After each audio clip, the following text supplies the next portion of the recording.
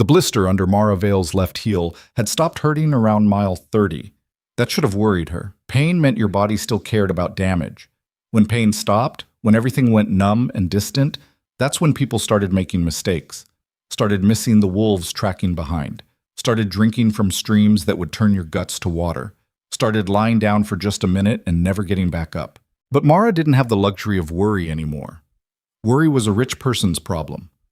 Worry belonged to women who had roofs and beds and husbands who came home at night. She had miles, just miles, 40 of them behind, and God knew how many ahead before they reached Iron Ridge Station, if the damn place even existed. 3-year-old Eli whimpered against her chest. His small body had gone hot again, fever creeping back in despite the willow bark tea she'd forced down his throat that morning. The makeshift sling she'd tied from her shawl cut into her shoulders, redistributing his weight across her collarbone in ways that made her right arm go numb for hours at a time. "Mama, I'm tired." June's voice came from somewhere near her hip, 8 years old and already learning to suffer quietly. That broke something in Mara every time she heard it. Children shouldn't know how to suffer quietly. "I know, baby, just a little farther." That's what she'd been saying for 4 days now, just a little farther, the universal lie of desperate mothers. Rowan trudged ahead, 10 years old trying hard to be 12, carrying the bedroll and what remained of their food supply in a pack that bent his spine into a question mark. He didn't complain. Hadn't complained once since they left Black Hollow. But his silence had weight to it. Accusation, maybe. Or just exhaustion so complete it didn't leave room for words.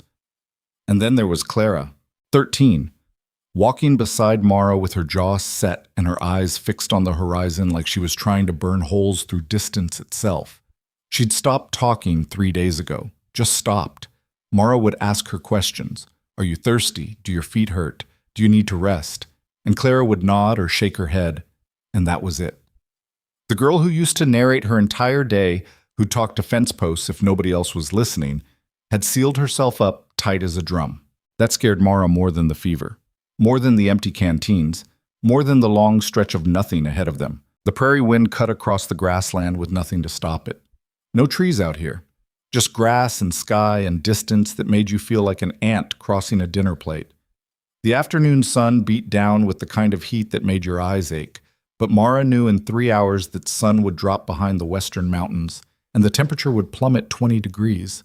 They'd be freezing by nightfall. Again. "Rowan, you see anything up ahead?" Her son stopped, squinted. His hand came up to shade his eyes. "Maybe. Something dark. Could be buildings. Could be rocks." "How far?" "Don't know. Far." Everything was far out here. Distance lied on the plains. You'd see a landmark and think, an hour's walk, maybe 2.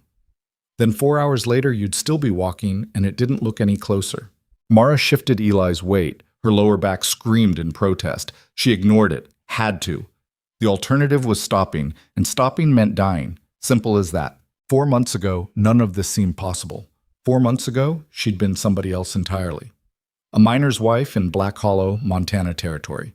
Not rich, never rich, but surviving. Daniel had worked the silver claims up in the hills. Hard work, dangerous work, but steady. They'd had a house. Drafty, small, but theirs. She'd kept chickens, grew potatoes in the small plot out back. The children had gone to school most days when weather allowed. Then winter fever came through town like a scythe through wheat.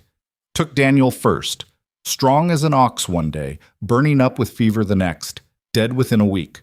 The mine doctor called it pneumonia complicated by exposure. Mara called it the frontier's way of reminding you that nothing good lasted. She'd buried him on a Tuesday. By Friday, the debt collectors were knocking. Turns out Daniel had borrowed against the house to buy into a larger claim. Borrowed from men who didn't care about widows or children or decency. They wanted their money, and they wanted it now. And when she couldn't pay, they took the house. Just like that. 24 hours to clear out. The neighbors, people she'd shared coffee with, people whose children played with her children, people who'd eaten at her table, crossed the street when they saw her coming. Fear was contagious in mining towns. Bad luck was contagious. Death was contagious. Better to avoid the widow before her misfortune rubbed off on you. Only one person helped, old Mrs. Kowalski, who ran the boarding house. She'd pressed a small cloth bundle into Mara's hands the night before eviction. Inside was 75 cents in coins and a letter. A single sheet of paper, folded twice, the creases worn like someone had opened and closed it many times. The handwriting was male, precise, almost mechanical in its neatness. If you ever run out of road, find Calder Thorne at Iron Ridge Station, North Territory, past the Sapphire Range. He owes me a debt. Tell him Kowalski sent you. No signature. No explanation. Mara had stared at that letter for an hour. Then she'd done the math. 75 cents wouldn't buy a train ticket, wouldn't buy passage on a freight wagon, wouldn't buy anything except maybe 3 days of food if she stretched it thin, but it could buy her a direction. She'd sold her wedding ring to the assayer for $8, sold Daniel's tools for another $3, bought dried beans, cornmeal, a small bag of salt, and 2 canteens. The rest went into the lining of her coat, coins stitched into the hem where desperate fingers couldn't find them easily. Then she'd gathered her children and started walking north. That was 11 days ago. Rowan's voice cut through her thoughts. "Mama, something's moving up ahead." Mara's heart lurched. She grabbed June's hand. "Where?" "Left side, near those rocks." She saw it. A dark shape separating from the landscape, too big to be a coyote, too deliberate in its movement to be cattle. "Get behind me, all of you." The children clustered close. Clara moved without being told, putting herself between June and whatever was coming. "Good girl." Mara's hand dropped to the knife at her belt, 6 inches of steel. Meant for cutting rope, not fighting, but it was all she had. The shape resolved into a man on horseback. No, 2 men. 3. They rode slowly, spread out in a loose line. Mara's stomach tightened. Armed riders this far from town meant either ranch hands or trouble. Sometimes both. She kept walking. Showing fear was worse than showing weakness. The frontier respected forward motion. The lead rider pulled up about 20 yards away, middle-aged, weathered face, rifle across his saddle, not pointing at her. Yet. "You folks lost." Mara kept her voice level. "No, sir. Heading to Iron Ridge Station." "On foot?" "Yes, sir." The man exchanged glances with his companions. One of them, younger, maybe 20, laughed. Not a kind sound. "Lady, your 2 days' hard ride from Iron Ridge. On foot with kids? You'll never make it." "We'll make it." The lead rider studied her. His eyes moved over the children, the thin bedroll, the way Rowan's pack sat wrong on his shoulders. Calculating. Measuring. "You got money?" "Some." "How much is some?" Mara didn't answer. The silence stretched. The younger rider spat tobacco juice into the dirt. "Hell, Garrett, she's got nothing. Look at them. They're half starved already." Garrett, the lead rider, kept his eyes on Mara. Something shifted in his expression, not quite sympathy, more like recognition. "Iron Ridge is hard country, ma'am. Harder than this. You sure that's where you want to go?" "I'm sure." "What's waiting for you there?" "A man who owes a debt." That got a reaction. Garrett's eyebrows went up. "You know Calder Thorne?" The name hung in the air like gun smoke. The other 2 riders had stopped smiling. "Yes," Mara lied. She'd never met Calder Thorne.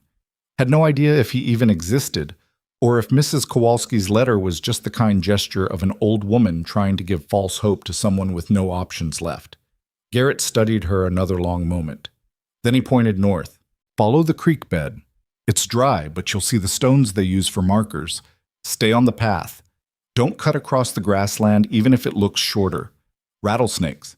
And there's a pack of wolves been working the territory. You hear howling, get a fire going fast. They don't like fire." "Thank you." He touched his hat brim, started to turn his horse, then stopped. "Ma'am, when you get to Iron Ridge, you tell Calder that Garrett Hayes says he picked a damn inconvenient time to cash in old debts." Then they rode off, dust trailing behind them. June tugged Mara's skirt. "Mama, who's Calder Thorne?" "Someone who's going to help us, baby." "How do you know?" Mara looked down at her daughter's upturned face. So much trust there. So much faith that Mama had answers, had plans, had everything under control. "I just do," Mara said. Another lie. She was getting good at those. They walked until the sun touched the mountains. The creek bed Garrett mentioned appeared just as the light started failing, a depression in the earth lined with smooth river stones that hadn't seen water in months, maybe years. But every quarter mile or so, someone had stacked stones into small cairns. Trail markers. Mara let herself feel a moment of relief. They were on the right path. That had to count for something. "We'll camp here tonight," she announced. The children collapsed, literally. Rowan dropped his pack and sat down hard. June lay flat on her back, staring at the sky. Even Clara, who'd been holding herself so rigidly, seemed to fold inward. Only Eli stayed attached to Mara, his hot little face pressed against her neck. She needed to get food into them, build a fire, check everyone's feet for blisters, fill the canteens if she could find any water, set up the bedroll, keep watch for wolves. The list felt impossible, but she started anyway, because that's what mothers did. They started. Mara gathered dried grass for tinder while Rowan collected deadfall branches. There wasn't much wood out here, but she found enough to build a small fire. Her hands shook as she struck the flint. First try failed, second try failed. Third try produced a spark that caught, and she bent close, breathing gently until the flame took hold. The fire changed everything. The children moved toward it like moths, holding out their hands to the warmth. Mara mixed cornmeal with a little water to make thick cakes that she fried in the small pan she'd carried from Black Hollow. It wasn't much, barely enough. But it was food. They ate in silence. Afterward, June fell asleep sitting up, her head nodding forward until it touched her chest. Mara lifted her gently, laid her on the bedroll, covered her with the thin blanket. Rowan stretched out beside his sister without being told. His eyes closed immediately. Clara sat apart, knees drawn up, arms wrapped around them, staring at the fire. Mara lowered herself carefully next to her oldest daughter. Every muscle screamed. Her back felt like someone had driven nails into her spine. The blister on her heel had broken open hours ago. She could feel blood sticky inside her boot. "You need to sleep," Mara said quietly. Clara didn't respond. "Clara." Nothing. Mara reached out, touched her daughter's arm. Clara flinched, actually flinched, like the touch burned. "What's wrong?" "Nothing." "Don't lie to me, please. I can't fix things if you don't talk to me." Clara's jaw tightened. She stared into the fire with an intensity that seemed like it might ignite the air itself. When she finally spoke, her voice came out flat, empty. "You really think he's going to help us? This Calder Thorne person you've never met?" "Yes." "Why?" "Because people help each other. That's how we survive out here." "That's not how it worked in Black Hollow. Nobody helped us there. They pretended we didn't exist." "This is different." "How? How is it different?" Claire's voice cracked. "We're walking to some place you've never been to find some man you don't know based on a letter from an old woman. Mama, what if he's not there? What if he doesn't care? What if... Then we'll figure something else out." "There's nothing else!" Claire's voice rose. June stirred in her sleep. Clara lowered her voice again, but the desperation stayed. "We have no money, no food, nowhere to go. If this doesn't work, we're going to die out here. And you're acting like it's all going to be fine, like you have a plan. But you don't. You're just walking and hoping and... Stop." Mara's voice came out harder than she intended. Clara went quiet. They sat there, the fire crackling between them. "You're right," Mara said finally. "I don't know if Calder Thorne will help. I don't know if he even exists. I don't have a plan except to keep putting one foot in front of the other until we reach Iron Ridge or until I physically can't walk anymore. You want honesty? There it is. We might die. This might all be for nothing." Clara's eyes filled with tears. "But here's what else is true," Mara continued. "Staying in Black Hollow meant dying slowly, starving, watching you children waste away, begging on street corners until even that stopped working. At least this way we're moving toward something. At least we're trying. That has to count for something." "Does it?" The question sat heavy in the night air. Mara looked at her daughter, this girl who'd had to grow up too fast, who'd seen too much, who carried burdens no 13-year-old should carry. She wanted to lie, wanted to say yes. Of course it counts. Of course trying matters. Of course everything would be fine. But Clara deserved better than lies. "I don't know," Mara admitted. but it's all we have, so we keep trying until we can't anymore. Clara looked away, wiped her eyes with the heel of her hand. When she spoke again, her voice had gone quiet, small. I'm scared. Me too. Really? Every second of every day. Clara leaned against her mother's shoulder, just slightly, just enough. They sat like that for a while, watching the fire burn down to coals. The prairie night settled around them, vast and dark, and full of sounds that might have been wind or might have been something else. In the distance, a coyote yipped. Another answered. Mara felt Eli's fever burning against her chest, heard June's shallow breathing, saw Rowan's small body curled tight against the cold. Tomorrow, they'd walk again. And the day after that. And the day after that. Until they reached Iron Ridge. Or until they didn't.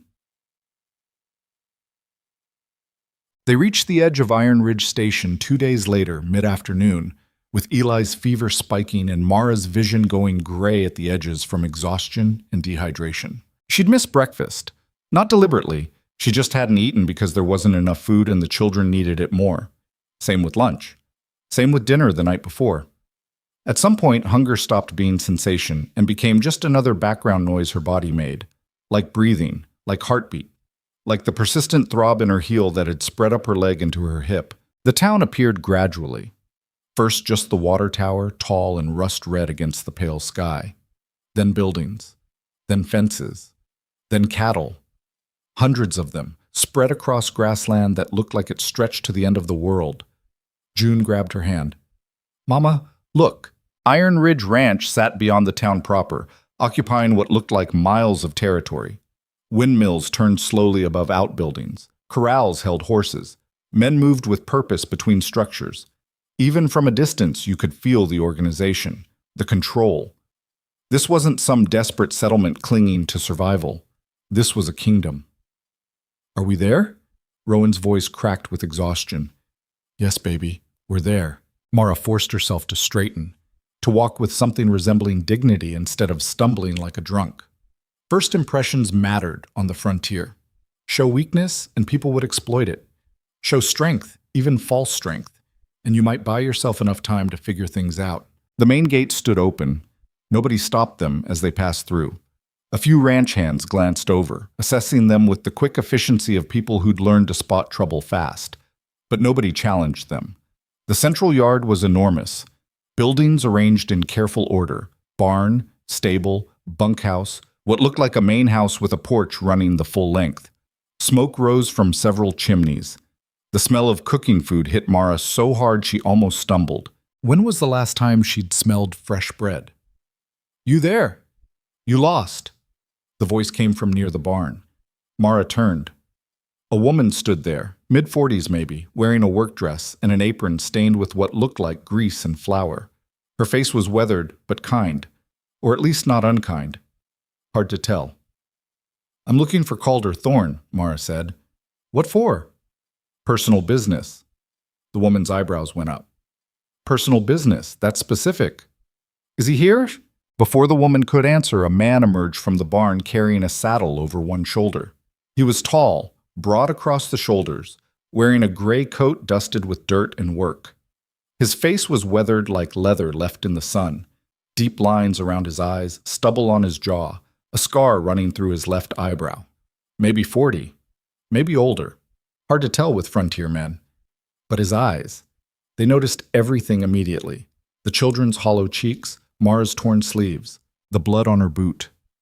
The way she stood too straight, like standing hurt but stopping would hurt worse. He set the saddle down carefully.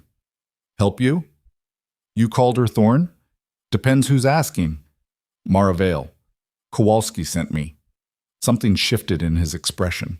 Recognition. He glanced at the woman by the barn who was staring at Mara with open curiosity now, then back at Mara. You walked here from Black Hollow. It wasn't a question. Yes. With 4 children? Yes. That's 70 miles. Felt like more. The corner of his mouth twitched. Not quite a smile. Just acknowledgement that she'd said something true. He looked at the children. Rowan stood swaying slightly, dead on his feet. June pressed against Mara's side. Clara stood apart, defensive, her jaw set. And Eli, burning with fever, had his face buried in Mara's neck. "Your husband?" "Dead." "Sorry." "So am I." Silence settled between them. Not uncomfortable exactly, just weighted, like they were both calculating something neither wanted to say out loud. Then Rowan made a small sound, not quite a whimper, just a sharp exhale, and Calder's eyes snapped to the boy, following his gaze, to the tin coffee cup sitting on the barrel beside the barn, steam still rising from it. Rowan stared at that coffee like it was salvation in liquid form. Calder noticed. Of course he noticed. Without a word, he walked to the barrel, picked up the cup, and handed it to Rowan. The boy's hands shook as he took it. He didn't drink right away, just held it, feeling the warmth. "Careful," Calder said quietly. "It's hot." Rowan nodded, took a sip, his eyes closed. A sound escaped him that was almost a sob. Mara felt something crack inside her chest. Watching her son nearly cry over coffee because he was so tired and cold and scared, and they'd finally reached the end of the road, or at least a place where the road might not kill them. Calder looked at her again, really looked, not assessing, not judging, just seeing. "There's stew inside," he said, "and bread. You'll eat first, then we'll talk." "You'll eat first," he repeated, firmer. "Your boy's about to fall over. The little one's got fever, and you look like you've been walking for a week. 11 days. Christ!" He shook his head. "Yeah, food first. Then we'll figure the rest." He started toward the house. Stopped. Looked back when Mara didn't move. "You coming?" Mara stood frozen. Some part of her brain insisted this was a trick. That any second now he'd change his mind. That the door would slam shut. That she'd find herself back in the street with her children and nowhere to go and no strength left to keep fighting. But Calder just waited, patient, like he had all day. Finally, Mara's legs moved. She followed him toward the house, children trailing behind her like exhausted shadows. The porch steps seemed impossibly high. Her boot caught on the first one. She stumbled. Would have fallen, except Calder reached out and steadied her with one hand under her elbow. Just for a second, just long enough for her to find her balance. "Easy," he said. Mara nodded, didn't trust her voice. He opened the door. Warmth rolled out. Actual heat from a stove, not just weak sunlight or dying coals. The smell of food was almost overwhelming. Stew, bread, coffee. Real food, the kind that filled bellies and kept bodies alive. The interior was simple, clean. A large wooden table dominated the center of the room. A stove in the corner with a pot simmering, shelves lined with supplies, everything organized, everything purposeful. Calder gestured to the table. "Sit." Mara lowered herself into a chair. Her legs shook. She set Eli in her lap, couldn't make herself put him down yet. June climbed into the chair beside her. Rowan sat heavily. Clara stayed standing, hovering near the door like she might need to run. The woman from earlier appeared in the doorway. "Calder, what?" "4 bowls, Alice, and bread. Plenty of it." Alice looked at Mara, at the children. Her expression softened. "Right, 4 bowls. Give me a minute." She disappeared into what must have been a kitchen. Sounds of movement, dishes clattering. Then she returned carrying a tray loaded with bowls of steaming stew and a plate piled with bread that looked like it had come from the oven recently. Alice set bowls in front of each child. Rowan grabbed his spoon immediately. June looked at Mara first, asking permission with her eyes. Mara nodded. The girl started eating with careful, deliberate bites, like someone afraid the food might disappear if she ate too fast. Clara still stood by the door. "Clara," Mara said quietly, "sit down. Eat." "I'm fine." "You're not fine. Sit." Her daughter's jaw tightened, but she moved to the table, sat, picked up the spoon. Alice set the last bowl in front of Mara. "For you." Mara looked down at the stew. Chunks of beef, potatoes, carrots, thick broth. Her stomach cramped so hard she nearly gasped. But Eli came first. She tore off a small piece of bread, dipped it in the broth to soften it, and held it to her son's lips. "Come on, baby, just a bite." Eli turned his face away. "Hurts." "I know, but you need to eat, just a little." He took the bread, chewed slowly, swallowed. Mara felt his forehead, still burning.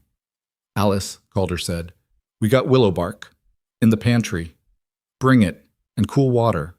Alice nodded and disappeared again. Mara fed Eli another bite, then another. He managed 3 pieces of bread soaked in broth before he pushed her hand away. It would have to be enough. Only then did she pick up her own spoon. The first bite of stew hit her system like lightning. She almost choked. Her hand shook so badly she nearly dropped the spoon, but she forced herself to eat slowly, to not devour it like an animal, to maintain some shred of dignity. Across the table, Rowan had finished his bowl and was staring at the empty ceramic like he wasn't sure if he was allowed to want more. Calder saw it. Alice seconds. Calder, if they eat too much too fast after starving, small portions then, but they need more than one bowl. Alice refilled Rowan's bowl, then June's. The children ate like they'd never seen food before, which, in a way, they hadn't. Not food like this, not food that filled instead of just postponing hunger. Clara ate mechanically, eyes down, not looking at anyone. Mara finished her bowl. The stew sat heavy in her stomach, good heavy. The kind of heavy that meant your body remembered what being full felt like. Alice returned with willow bark and a cup of water. Mara mixed the medicine carefully, then held it to Eli's lips. He drank without complaint. Good. That was good.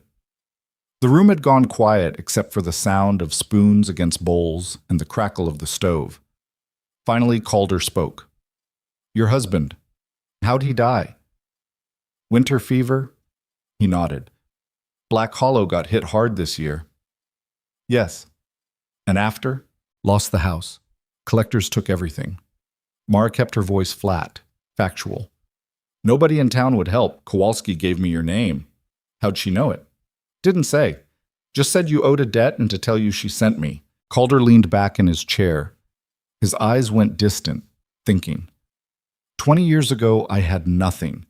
Was working cattle drives for pennies, got thrown from a horse, broke my leg badly. Kowalski took me in. Let me recover in her boarding house. Didn't charge me. Said I'd pay her back someday. So you owe her. Owed her, he corrected. She died 3 months ago. I got the letter about it. Meant to send money for her funeral, but never got around to it. Mara's stomach dropped. She's dead? Yeah. The room tilted slightly. Mara gripped the edge of the table. Everything she'd bet on, walking 70 miles, risking her children's lives, gambling on the kindness of a stranger, was based on a debt to a dead woman. So you don't actually owe anyone, she heard herself say. Calder looked at her. No, I don't. Then why'd you let us in? The question hung there, brutal in its directness. Calder didn't answer right away. He stood, walked to the window, looked out at the yard, the windmills, the cattle, his entire kingdom. When he spoke, his voice was quiet. Because 20 years ago, after Kowalski took me in, I asked her why. Why help some broken cowboy who couldn't pay her? And you know what she said? Mara didn't answer.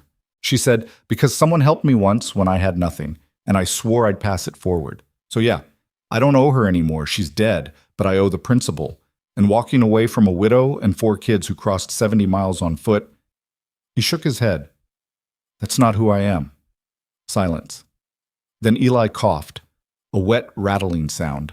Mara pulled him closer. We won't stay long, just a few days, until he's better, until we figure out what's next. You got somewhere to go?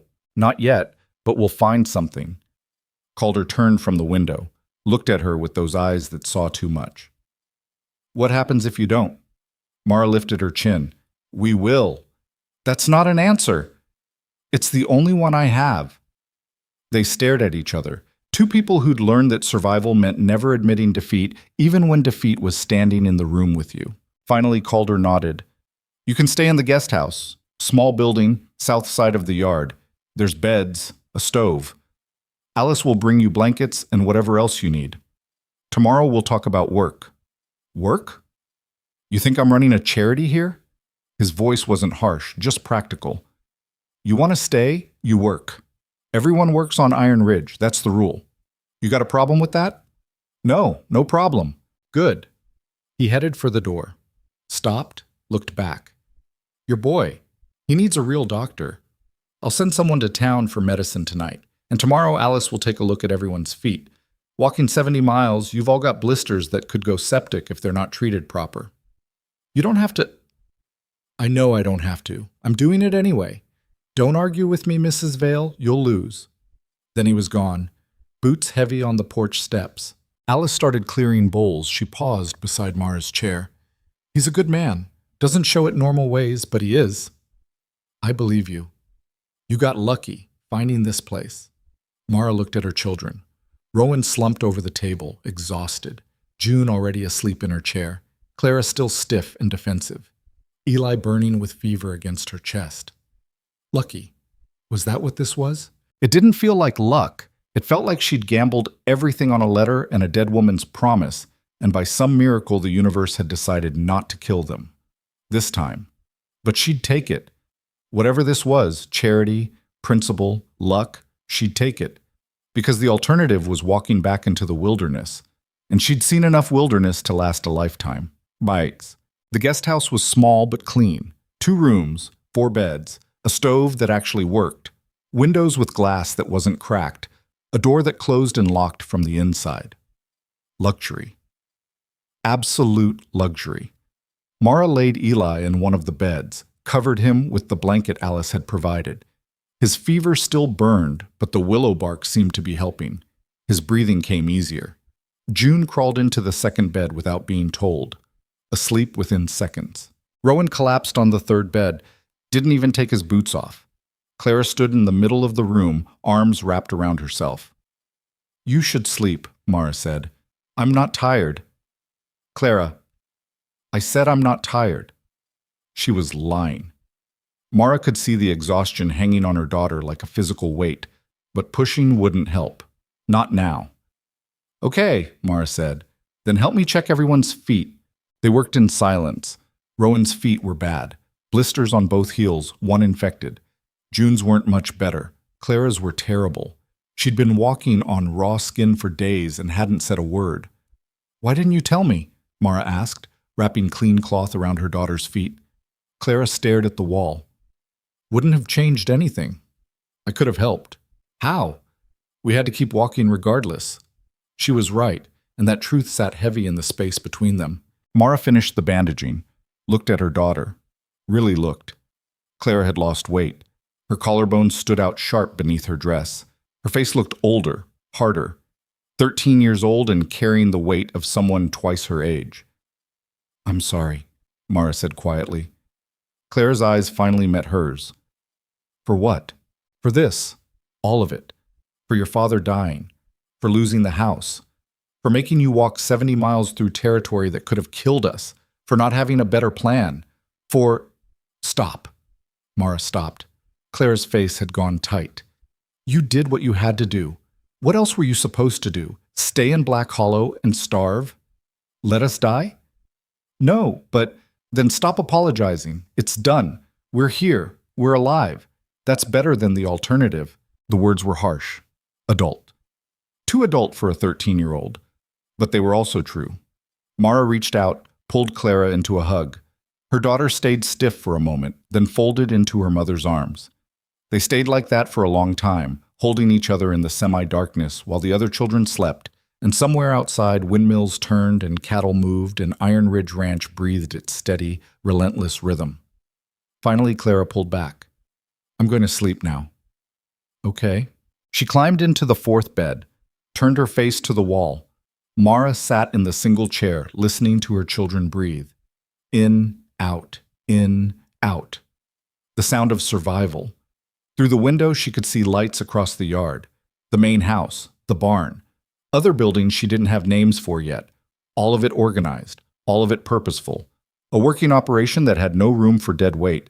Tomorrow she'd have to prove they were worth keeping, that she could work, that her children wouldn't be burdens, that bringing them here wasn't a mistake Calder Thorne would come to regret. But tonight, for the first time in weeks, they had a roof, and beds, and full stomachs. Tonight, they were safe. Tomorrow could wait. Mara woke to the sound of a bell clanging somewhere outside. Her eyes snapped open, heart already racing before her brain remembered where she was. Not on the ground, not freezing, in a bed, in a room with walls, Iron Ridge. The gray light of pre-dawn filtered through the window. She could hear movement outside. Boots on dirt, men's voices, the sound of horses being led from the stable. The ranch was already awake. She sat up carefully, every muscle in her body screaming protest. Walking 70 miles didn't just hurt your feet, it hurt everything. Her back felt like someone had beaten it with a board. Her hips ached, even her shoulders complained. The children were still asleep. Eli's fever had broken sometime during the night. She'd checked 3 times, unable to stop herself. His forehead felt cool now, normal. He was curled on his side, breathing steady and deep. Small miracles. Mara stood, testing her weight on her injured heel. Pain shot up her leg. She gritted her teeth and ignored it. Pain was just information. You could choose what to do with information. She needed to find Calder. Needed to figure out what work he expected. Couldn't afford to look like she was sleeping in while the ranch worked. Outside, the morning air bit cold. Frost covered the ground in patches. Men moved between buildings with the efficiency of people who'd done the same tasks 1,000 times. Nobody looked at her directly, but she felt them noticing. The widow, the stranger, the woman with 4 kids and no husband and nothing to offer except desperation. She found Calder near the barn, talking to an older man with a gray beard and a limp. They stopped when they saw her. "Mrs. Vale," Calder's voice was neutral. "You're up early. You said we'd talk about work." "I did." He glanced at the bearded man. "This is Marcus. He runs the day-to-day operations." Marcus looked her up and down. Not hostile, just assessing. "You ever work a ranch before?" "No." "Can you ride?" "I've been on a horse." "That's not the same thing." Marcus scratched his beard. "Can you sew?" "Yes." "Cook?" "Basic things, nothing fancy." "Read and write?" "Yes." Marcus and Calder exchanged a look, some kind of communication passing between them that Mara couldn't interpret. "Show me your hands," Marcus said. Mara held them out, calloused from years of washing, cooking, mending, nothing soft about them, but not ranch hand rough either. Marcus grunted. "They'll toughen up, or they won't. We'll see." "What do you need me to do?" "Right now, nothing. Your boy was sick. You walked 70 miles. You need to recover." He held up a hand when Mara started to protest. "I'm not being kind. I'm being practical. You collapse from exhaustion. You're useless. You heal up proper. You can work. That's math, not charity." Calder spoke up. "Give her 3 days, then put her in the tack room. Claire needs help with repairs." "Claire won't like that," Marcus said. "Claire doesn't like anything. She'll adjust." Marcus shrugged, walked away without another word. Mara stood there, uncertain. 3 days seems too long, Calder finished. "It's not. Trust me. You think you're fine now, but you're not. You're running on fumes and fear. When that wears off, you'll crash hard. Better to crash while you're resting than while you're working." "And my children?" "The older ones can help in the kitchen when they're ready. The little ones stay in the guest house until they're stronger." He paused. "Your oldest, Clara. She know how to handle a knife?" Mara's protective instincts flared. "Why?" "Because we butcher our own meat here. It's hard work but necessary, and she looks like she needs something to hit." He wasn't wrong. Claire had been wound tight as a spring for weeks. Maybe violence, controlled, purposeful violence, would help. "She can handle a knife," Mara said. "Good. We'll start her there in a few days." Calder started to walk away, then stopped, turned back. "One more thing. There's a woman named Sarah in town. She runs a small school. Your kids should go. Reading and writing matters out here. We can't afford. It's free. Sarah teaches because she wants to, not for money. Your kids go. That's not negotiable." He said it like an order.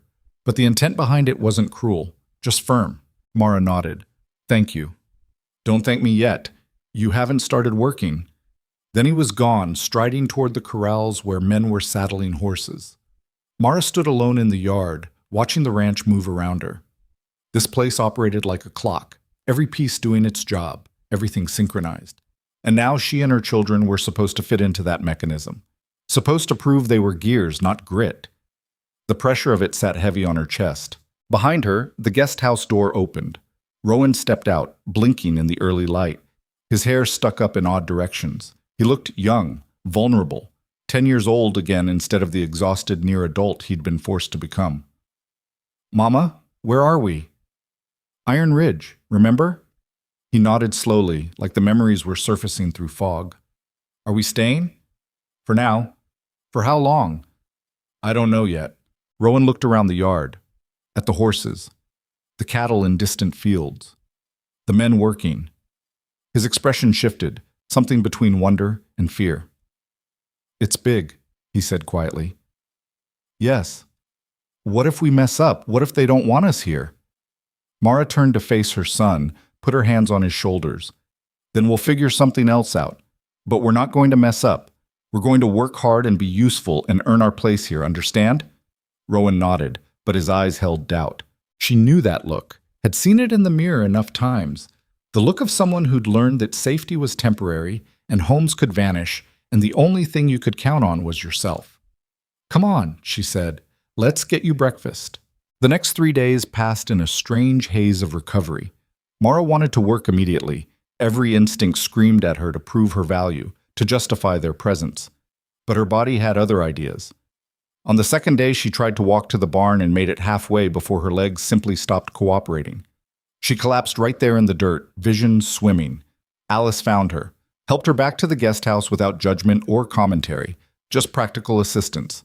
Your body's been in survival mode for weeks, Alice explained, forcing Mara to drink water. Now that it's safe, it's shutting down. Let it, fight it, and you'll just make it worse. So Mara rested, hated every second of it, but rested. The children recovered faster. Youth and resilience. By the third day, Rowan was exploring the ranch under Marcus's supervision. June had attached herself to Alice and followed the woman everywhere. Even Clara seemed slightly less brittle, though she still barely spoke. Eli was healthy again, the fever gone like it had never existed. He spent hours on the guest house porch, playing with small stones and sticks, creating elaborate games only he understood. On the morning of the fourth day, Mara woke feeling different, stronger, clear-headed. Her feet still hurt, but the pain was manageable now, distant. She found Calder near the corrals. I'm ready to work. He looked at her, really looked. You sure? Yes. Marcus is going to work you hard. Good. Something flickered in his expression. Approval, maybe, or just acknowledgement. Tack room. Claire's waiting. The tack room was a long building near the stable, filled with saddles, bridles, ropes, and leather goods in various states of repair. The smell hit Mara immediately. Leather, oil, sweat, and something else she couldn't name. Not unpleasant, just strong. A woman stood at a workbench, bent over a saddle. She was maybe 30, built solid, with dark hair pulled back severe, and hands that looked like they'd been working leather since childhood. She didn't look up when Mara entered. You the widow? Mara Vale. Claire Morrison. You know anything about leather work? No. Can you follow instructions? Yes. Can you keep your mouth shut while you work? Mara blinked. Yes. Good. I don't like conversation. I like quiet and focus. You talk, you leave. Understand? I understand. Claire finally looked up. Her eyes were sharp, assessing. You ever sew leather? No, but I've sewn canvas, clothing, difficult fabrics. Canvas isn't leather. Leather fights back. Claire gestured to the bench. Come here. I'll show you once. Then you practice. You mess up. You fix it yourself. I'm not your teacher or your mother. I'm just the person trying to get work done. For the next 6 hours, Mara learned to repair tack. It was harder than she expected. The leather was thick and stubborn. The needles were designed differently than sewing needles, curved, brutal. Her fingers cramped. Her shoulders ached. The leather oil made her hands slick and clumsy. But she didn't complain, didn't ask for breaks, just kept working. Around noon, Alice brought food, bread and dried beef. Claire ate while working. Mara did the same. The silence stretched. Not uncomfortable, just focused. Finally, late afternoon, Claire inspected Mara's work. A bridle repair. The stitching was uneven in places, but it held. Not terrible, Claire said, which seemed to be high praise coming from her. Do another. Mara did another, then another. Her fingers bled by the end of the day, small cuts from the needle, from sharp leather edges. But the work was satisfying in a way she hadn't expected. Physical, concrete. You started with something broken and ended with something fixed. Simple math. When the light started failing, Claire set down her tools. You can come back tomorrow. What time? Sunrise. We work while there's light. Mara nodded, walked back to the guest house with her hands throbbing and her shoulders screaming, but something settled in her chest. She'd worked. She'd been useful. She'd earned another day. The children were already there. Rowan was talking excitedly about horses. June was helping Alice prepare dinner. Clara sat in the corner, sharpening a knife on a whetstone with single-minded focus. That night they ate together in the guest house. Real food. Hot food. Alice had brought a pot of stew and fresh bread. How was your day? Mara asked Rowan. I got to help with the horses. Marcus let me brush them and check their hooves, and he said tomorrow I might get to help with feeding. The excitement in his voice made Mara's throat tight. When was the last time he'd sounded like a child? That's wonderful. What about you, June? Her youngest smiled. Alice showed me how to make bread. She said I'm a natural. Can I help her again tomorrow? If Alice wants the help. I do, Alice confirmed. Girls got good hands for kneading. Mara looked at Clara. And you? I helped in the butcher shed. Clara's voice was flat. Cut up a pig. Did it bother you? No. Clara met her mother's eyes. I liked it. There was something unsettling in that statement, but Mara understood it. Sometimes you needed to destroy something to feel in control. Sometimes violence, controlled, purposeful, was better than feeling helpless. As long as you're being safe. Clara went back to sharpening her knife. The rasp of metal on stone filled the small room. That night, after the children were asleep, Mara stood outside looking at the stars. They were brighter here than in Black Hollow, colder, more distant. Footsteps behind her. She turned. Calder stood a few feet away, hands in his pockets. You did good today. Claire actually complimented you. That's rare. She called my work not terrible. Like I said, high praise. They stood in silence for a moment. Can I ask you something? Mara said. You can ask. I might not answer. Why are you really doing this? And don't say it's because of Kowalski. There's more to it than that. Calder looked out at the dark fields, the distant windmills. His kingdom built from nothing. You know what the frontier does to people? He said finally. It breaks them. Grinds them down until there's nothing left except survival. And when you're only surviving, you stop being human. You become something else, something hard and mean and cruel. He paused. I've seen it happen. Hell, I felt it happening to me. You work and fight and build something, and every day the frontier tries to take it from you. Weather, drought, wolves, thieves. It's constant. And it's easy to become the kind of person who says, I got mine. Everyone else can go to hell. But you didn't. No. Because someone helped me once. And I remembered what that felt like. Being on the other side. Being the one who needed help. He looked at her. You walked 70 miles with 4 kids because you had no other option. That takes something most people don't have. And I figure if you can do that, you can handle ranch work. And if you can handle ranch work, you deserve a chance. Mara felt something loosen in her chest. Not relief exactly. More like recognition. This man understood. Not because he felt sorry for her, because he'd been there. Thank you, she said quietly. Don't thank me yet. Winter's coming, and winter out here is... He stopped, shook his head. Well, you'll see. He walked back toward the main house, leaving Mara alone with the stars and the cold and the vast darkness of the frontier night. 2 weeks passed, then 3. The work became routine. Mara spent her days in the tack room with Claire, learning the craft of leather repair. Her hands toughened, her shoulders adapted. The work stopped feeling impossible and started feeling normal. Rowan thrived. He worked with the horses every day, learning from Marcus. The old man was gruff but patient, and Rowan absorbed everything like a sponge. He came home every evening exhausted and happy, smelling of hay and horse sweat. June helped Alice in the kitchen. The girl had a natural talent for cooking, and Alice praised her constantly. For the first time in months, June laughed. Actually, laughed. The sound of it made Mara's eyes sting. Clara worked in the butcher shed. She was good at it. Too good, maybe. She approached the work with an intensity that worried Mara. But Clara was eating again, sleeping better, and the brittle edge had softened slightly. Eli played. Just played. Like a normal 3-year-old should. Alice watched him during the day while Mara worked, and he followed the woman around like a duckling following its mother. They were adjusting, healing, becoming something other than refugees. But the ranch hands were a different story. Some of them were fine. Marcus, Alice, a few others whose names Mara was learning. But there was a group, maybe 5 or 6 men, who made their disapproval clear, not openly, just through looks, through the way they'd stop talking when she walked past, through the way they'd make comments just loud enough for her to hear. Place is getting crowded. More mouths to feed.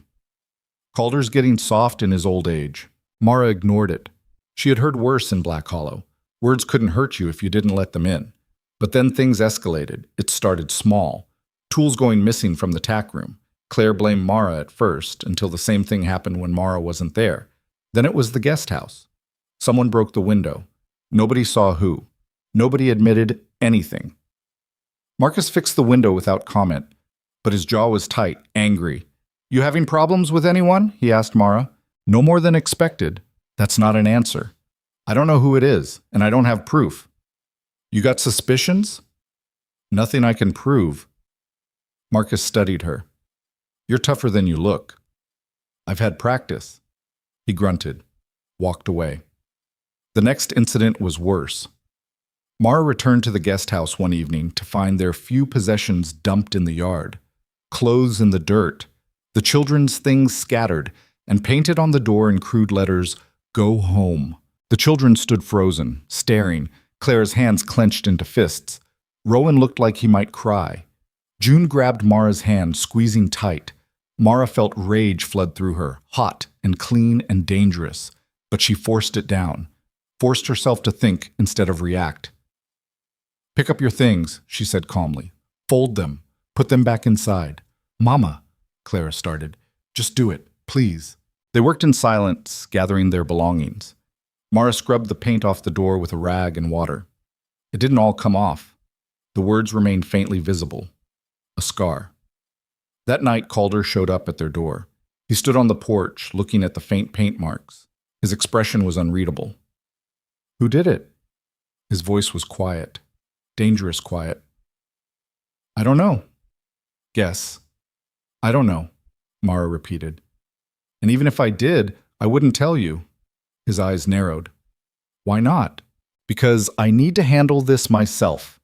If you handle it, they'll say I ran crying to you. They'll say I can't stand on my own. They'll be right. So you're just going to let them harass you. I'm going to keep working, keep my head down, prove I belong here through action, not through your protection." Calder stared at her like she'd grown a second head. "That's the dumbest thing I've ever heard." "Maybe, but it's what I'm doing. They could escalate, could hurt you, could hurt your kids. Then I'll deal with it." "How?" Mara met his eyes. "I survived 70 miles of wilderness. I think I can handle some angry cowboys." For a long moment, neither spoke. Then Calder shook his head. "You're either brave or crazy. Can't tell which." "Probably both." He almost smiled. "Almost. Fine. Handle it yourself. But if they touch your kids, all bets are off. Understand?" Understood. He left. Mara closed the door, leaned against it. Clara appeared from the bedroom. "You should have let him help." "No." "Why not?" "Because we can't always rely on someone else to fight our battles. Sometimes you have to stand on your own." "Even if you lose?" "Especially then."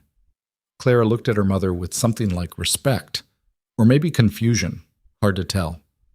"You're strange." "So are you. We'll fit right in." The harassment continued for another week. Small things, petty things, but constant. Mara endured it, kept working, kept her head down. Then one afternoon she was walking back from the tack room when she heard voices behind the barn. Male voices, laughing. "Widow's got nerve, I'll give her that." Nerve or stupidity? Both, probably. Calder's lost his mind letting her stay. Mara should have kept walking, should have ignored it. But she was tired. Tired of the harassment, tired of proving herself every single day, tired of being the target. She walked around the barn. 3 men stood there. One of them, Jake, she thought his name was, saw her and smirked. "Well, speak of the devil. You got a problem with me?" Mara asked directly. "Problem? No problem, just stating facts." "What facts?" "That you're a burden, that you and your kids are draining resources, that Calder's too soft to see it." The other 2 men shifted uncomfortably. This was clearly going further than they'd intended. But Jake kept going. "We work hard here. Real work. And then we gotta watch you play at leather repair while your kids run around eating our food." "My children work," Mara interrupted. "Rowan helps with horses. June helps in the kitchen. Clara works butcher. And I've repaired more tack in the last 3 weeks than you've probably touched in your entire time here." Jake's face darkened. "You calling me lazy?" "I'm saying you spend a lot of time talking and not much time working." One of the other men, shorter, balding, grabbed Jake's arm. "Come on, man. Let it go." But Jake shook him off. He took a step toward Mara. "You got a mouth on you. And you've got opinions you should keep to yourself." "Or what?" Mara stood her ground. She was scared. This man was bigger, stronger, and clearly angry, but she'd be damned if she'd show it. "Or nothing," she said calmly. "I'm not going to fight you. I'm just going to keep working. Keep proving I belong here. And eventually you'll either accept it or you'll leave. I don't really care which." Jake stared at her. His hands clenched and unclenched. The moment stretched. Then a voice cut through the tension. "Is there a problem here?" Calder stood at the corner of the barn. His voice was mild. His expression was not. The 3 men went still. "No problem," Jake said finally. "Just talking." Looked like more than talking. "We're done here." Jake walked away, the other 2 following. But his parting look at Mara promised this wasn't over. Calder approached her. "You okay?" "Fine." That was stupid, confronting him alone. "Probably. He could have hurt you." "But he didn't." Calder studied her. "You're not going to make this easy, are you?" "Would you respect me if I did?" He considered that. "No, probably not." "Then stop asking me to." Something changed in his expression. Not quite approval, more like recognition. Like he was seeing her clearly for the first time. "You're not what I expected," he said. "What did you expect?" "Someone broken. Someone who needed saving." "I am broken," Mara said honestly, "and I do need help. But that doesn't mean I'm weak." Calder nodded slowly.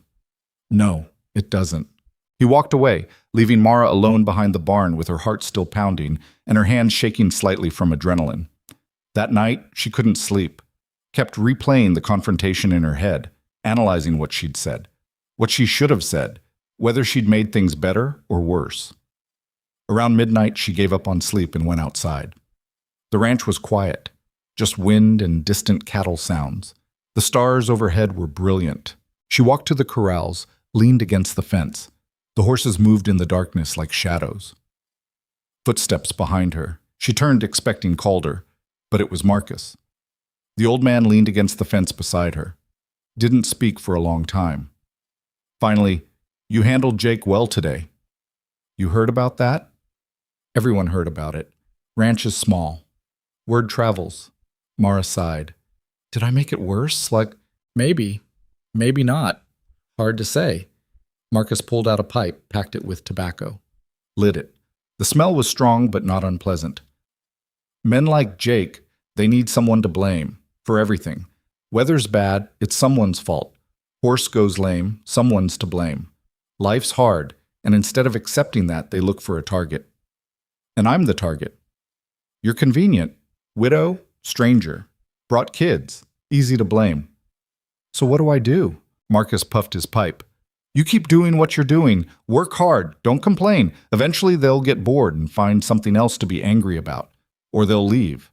Men like that never stay long anywhere. And if they don't get bored, then we deal with it. But not yet. You're right about needing to handle this yourself. But if it crosses a line, Calder will step in. And trust me, you don't want to see what happens when Calder gets involved." There was something ominous in that statement. "What do you mean?" Marcus looked at her. "Calder built this ranch from nothing. fought for every acre, every building, every head of cattle. And he's got rules. One of them is nobody threatens people under his protection. Break that rule and he shrugged. Let's just say there's a reason Iron Ridge has such a good reputation. It's because Calder doesn't tolerate threats. Should that comfort me? Depends on your perspective. They stood in silence for a while. Then Marcus knocked out his pipe. Get some sleep, Mrs. Vale. Tomorrow's another day of work. Thank you, Marcus. For what? For treating me like a person. Not a burden, he grunted. You do your job. That's all I care about. Rest is just noise. He walked away, leaving Mara alone with the horses and the stars and the vast, indifferent night. The next morning, things changed. Mara arrived at the tack room to find Claire already working. Normal. But there was something different in the woman's posture, something tense. What's wrong? Mara asked. Jake got fired last night. Mara's stomach dropped. What? Calder let him go, told him to pack his things and be gone by morning. Because of me? Because Jake made threats. Because he was harassing you and your family. Because Calder has rules. Claire looked up. You didn't ask for this, did you? No, I specifically asked Calder not to interfere. Well, he did anyway, and now half the ranch is talking about it. Some people think Calder did the right thing. Others think he's being controlled by you. That you've got some kind of hold on him. That's ridiculous. Doesn't matter if it's ridiculous. People believe it. Mara sat down heavily on the bench. This was exactly what she'd been trying to avoid. Now she looked weak, protected, unable to handle her own problems. What do I do? Claire set down her tools, looked at Mara directly. You work. You do your job better than anyone else. You prove that Calder didn't make a mistake by keeping you here. That's all you can do. So that's what Mara did. She worked harder than before, stayed later, took on extra tasks, volunteered for the worst jobs, the ones nobody wanted, fixing broken harnesses, cleaning the worst of the tack, organizing the entire supply room. She worked until her hands bled, until her back screamed, until exhaustion pulled her under every night like a stone. The children noticed. Rowan asked if she was okay. June worried she was working too hard. Even Clara commented that she seemed different. But Mara couldn't stop, because stopping meant thinking, and thinking meant wondering if she'd made a terrible mistake. If bringing her children here was just another version of walking them into danger, if she'd traded one kind of suffering for another. 3 days after Jake got fired, Vernon Crow came to Iron Ridge. Mara didn't know who he was at first, just saw the expensive carriage roll into the yard, saw well-dressed men climb out, saw the way ranch hands straightened up, suddenly wary. She was working in the tack room when Claire cursed under her breath. What is it? Trouble, Claire said. That's Vernon Crow. He's a land baron, controls most of the territory south of here, and he's been trying to buy Iron Ridge for years. Why would Calder sell? He wouldn't. That's the problem. Men like Crow don't take no for an answer. Through the window, Mara watched the well-dressed men approach Calder, watched the conversation. Couldn't hear the words, but body language told the story. Crow gesturing broadly, Calder standing firm, the tension ratcheting higher. Then Crow's eyes swept the ranch yard, landed on the guest house, on the children playing outside. His expression changed, sharpened. He said something to Calder, pointed. Calder's posture went rigid. The conversation ended abruptly. Crow and his men climbed back into their carriage, but before they left, Crow looked directly at the guest house again, at Mara's children. The look made her skin crawl. After they left, the ranch seemed subdued, worried. Men worked quietly, exchanging glances. That evening, Calder called a meeting. Everyone gathered in the main barn, ranch hands, Alice, Marcus, Claire, and Mara. She tried to stay in the back, to be invisible. But Calder gestured her forward. You need to hear this too. The crowd parted. Mara moved to the front, acutely aware of everyone watching. Calder stood on a hay bale so everyone could see him. His face was grim. Most of you know Vernon Crow came by today. He made his usual offer to buy Iron Ridge. I gave him my usual answer. No. Some muttering, but no surprise. But this time he added something new. He suggested that I've been making poor decisions lately, that I've let personal feelings cloud my judgment, that I've been taking in strays who drain resources. Every eye turned to Mara. She felt her face heat, but forced herself to stay still, to not react. He specifically mentioned Mrs. Vale and her children, said they were a burden, said I was growing soft, said the ranch was suffering because of my charitable impulses. The muttering grew louder, angrier. Calder raised his hand for silence. Got it. Here's what's true. This ranch has never been stronger. We've got good water, good cattle, good land. We weathered last year's drought. We're set for winter.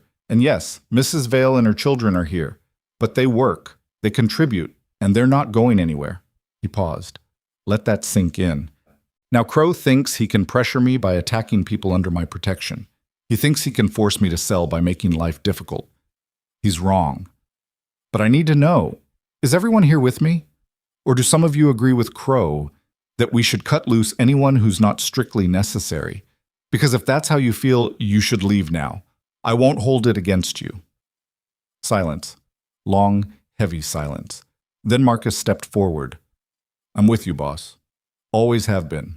Alice nodded. Same. Claire. I'm staying. One by one, the ranch hands voiced their support. Not all of them. A few remained silent, but most stood firm. When it was done, Calder nodded. Good. Then we understand each other. This ranch doesn't abandon people, not when they're working, not when they're trying. That's not who we are. And if Crow has a problem with that, he can take it up with me. The meeting broke up. People drifted away. Mara stood frozen, trying to process what just happened. Calder had publicly defended her, had drawn a line, had made it clear that attacking her meant attacking him. Part of her was grateful. Part of her was terrified, because now she wasn't just a widow with 4 kids trying to survive.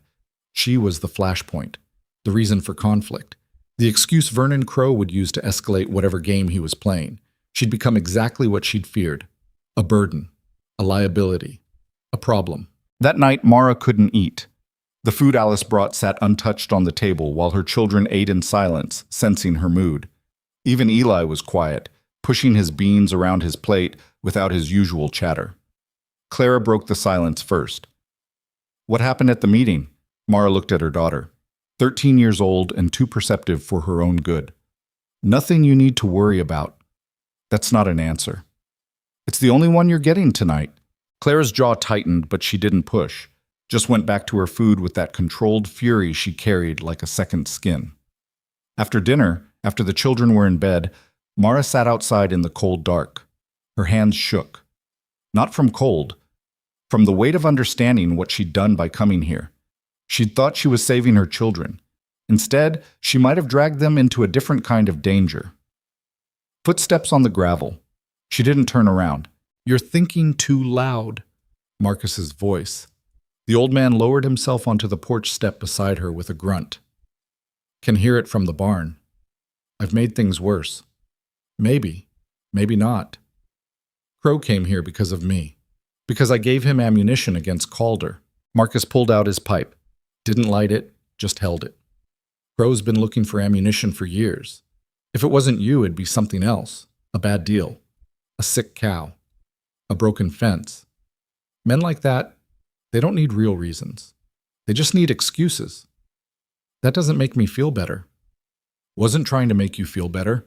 Was trying to tell you the truth. He turned the pipe over in his hands. You know what Calder's real crime is, in Crow's eyes? What? Success. Calder built something that works. Built it fair. Built it without crushing people under his boot. And that threatens everything Crow stands for. Because if people see that you can succeed without being cruel, they start asking why Crow has to be cruel. Starts them thinking maybe they don't have to accept his way of doing things. Mara absorbed that. So this was inevitable. Yeah, you just sped up the timeline. Marcus stood with another grunt. Get some sleep.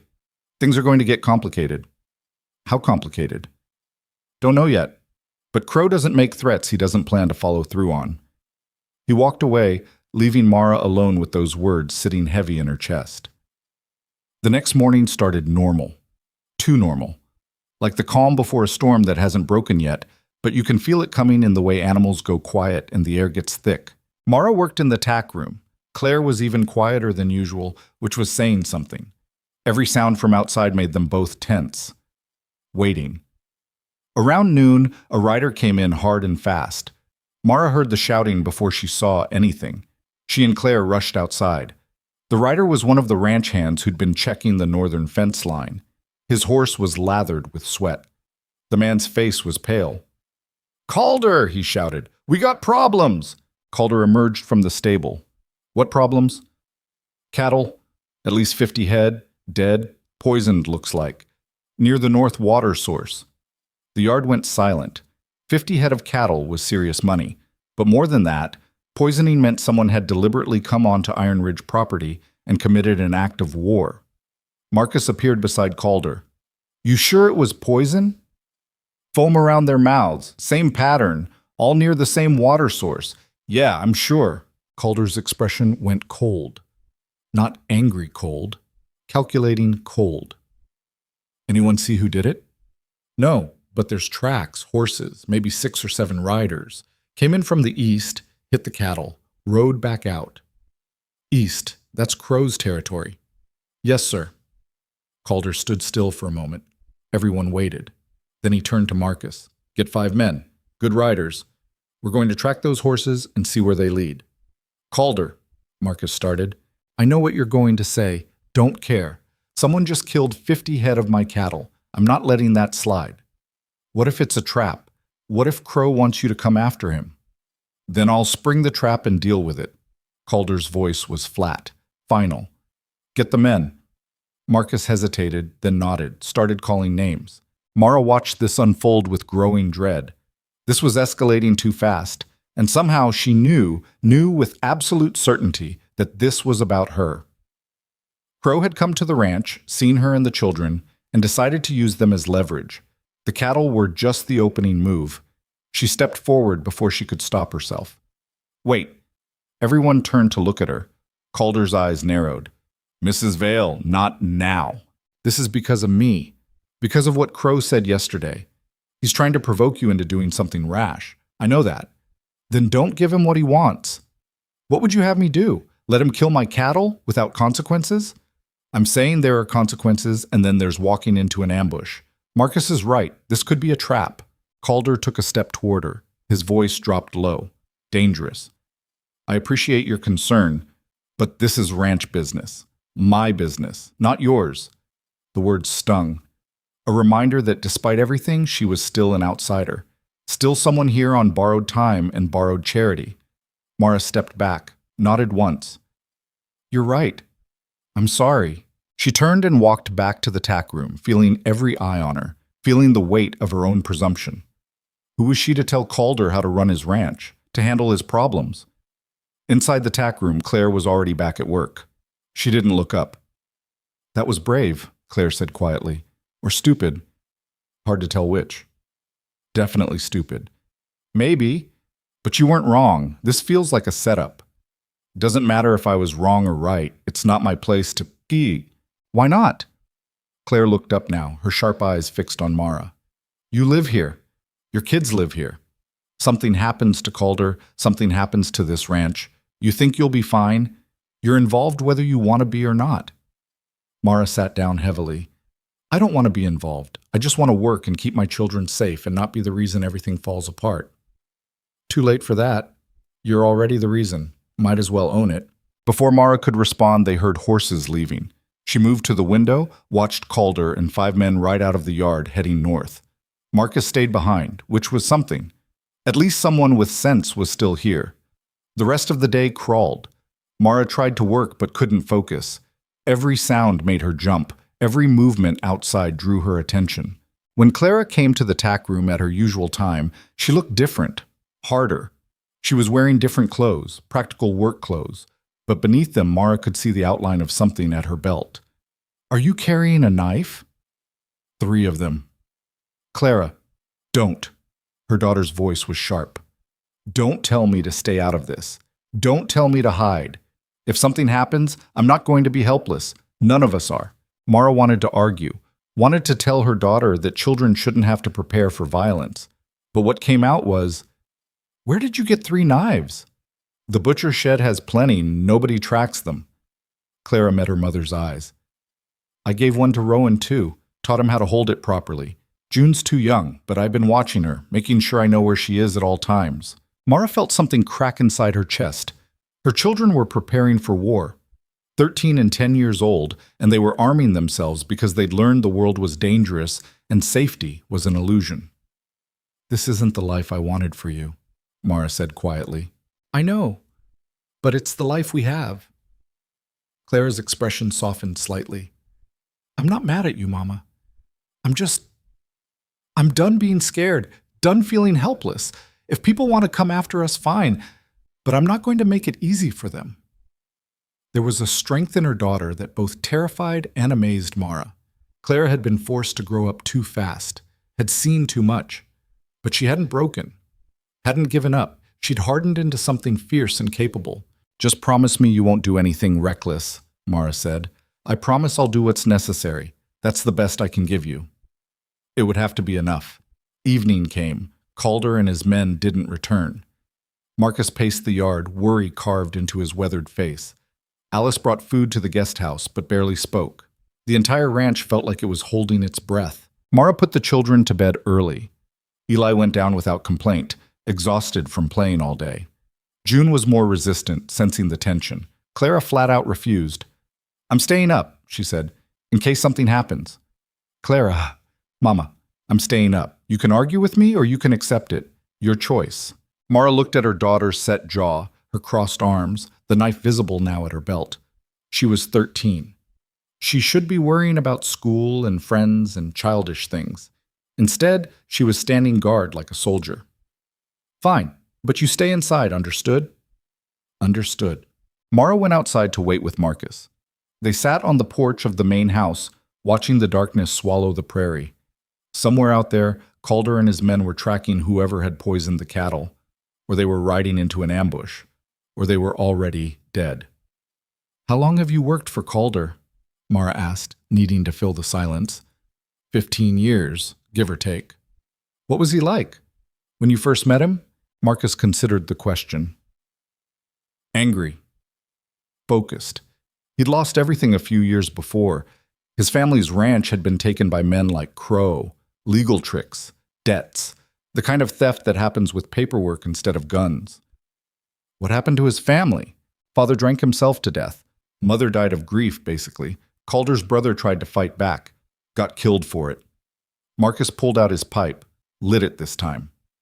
When I met Calder, he'd just bought the first 100 acres of what's now Iron Ridge, paid for it with money he'd earned from 5 years of cattle drives, sleeping on the ground, eating scraps, saving every penny.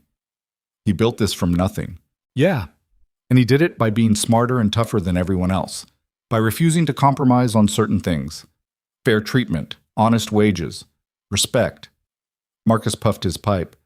That's why Crow hates him so much. Calder proves you don't have to be cruel to succeed, and that threatens Crow's entire way of life. So this conflict was always going to happen. Eventually. Question is whether Calder can win it. Can he? Marcus was quiet for a long time. Don't know. Crow's got money, political connections, men willing to do violence. Calder's got principle and a good reputation. Sometimes that's enough. Sometimes it's not. They lapsed into silence. The stars came out. The temperature dropped. And still no sign of the riders. Around midnight, Marcus stood. I'm going to send out a search party.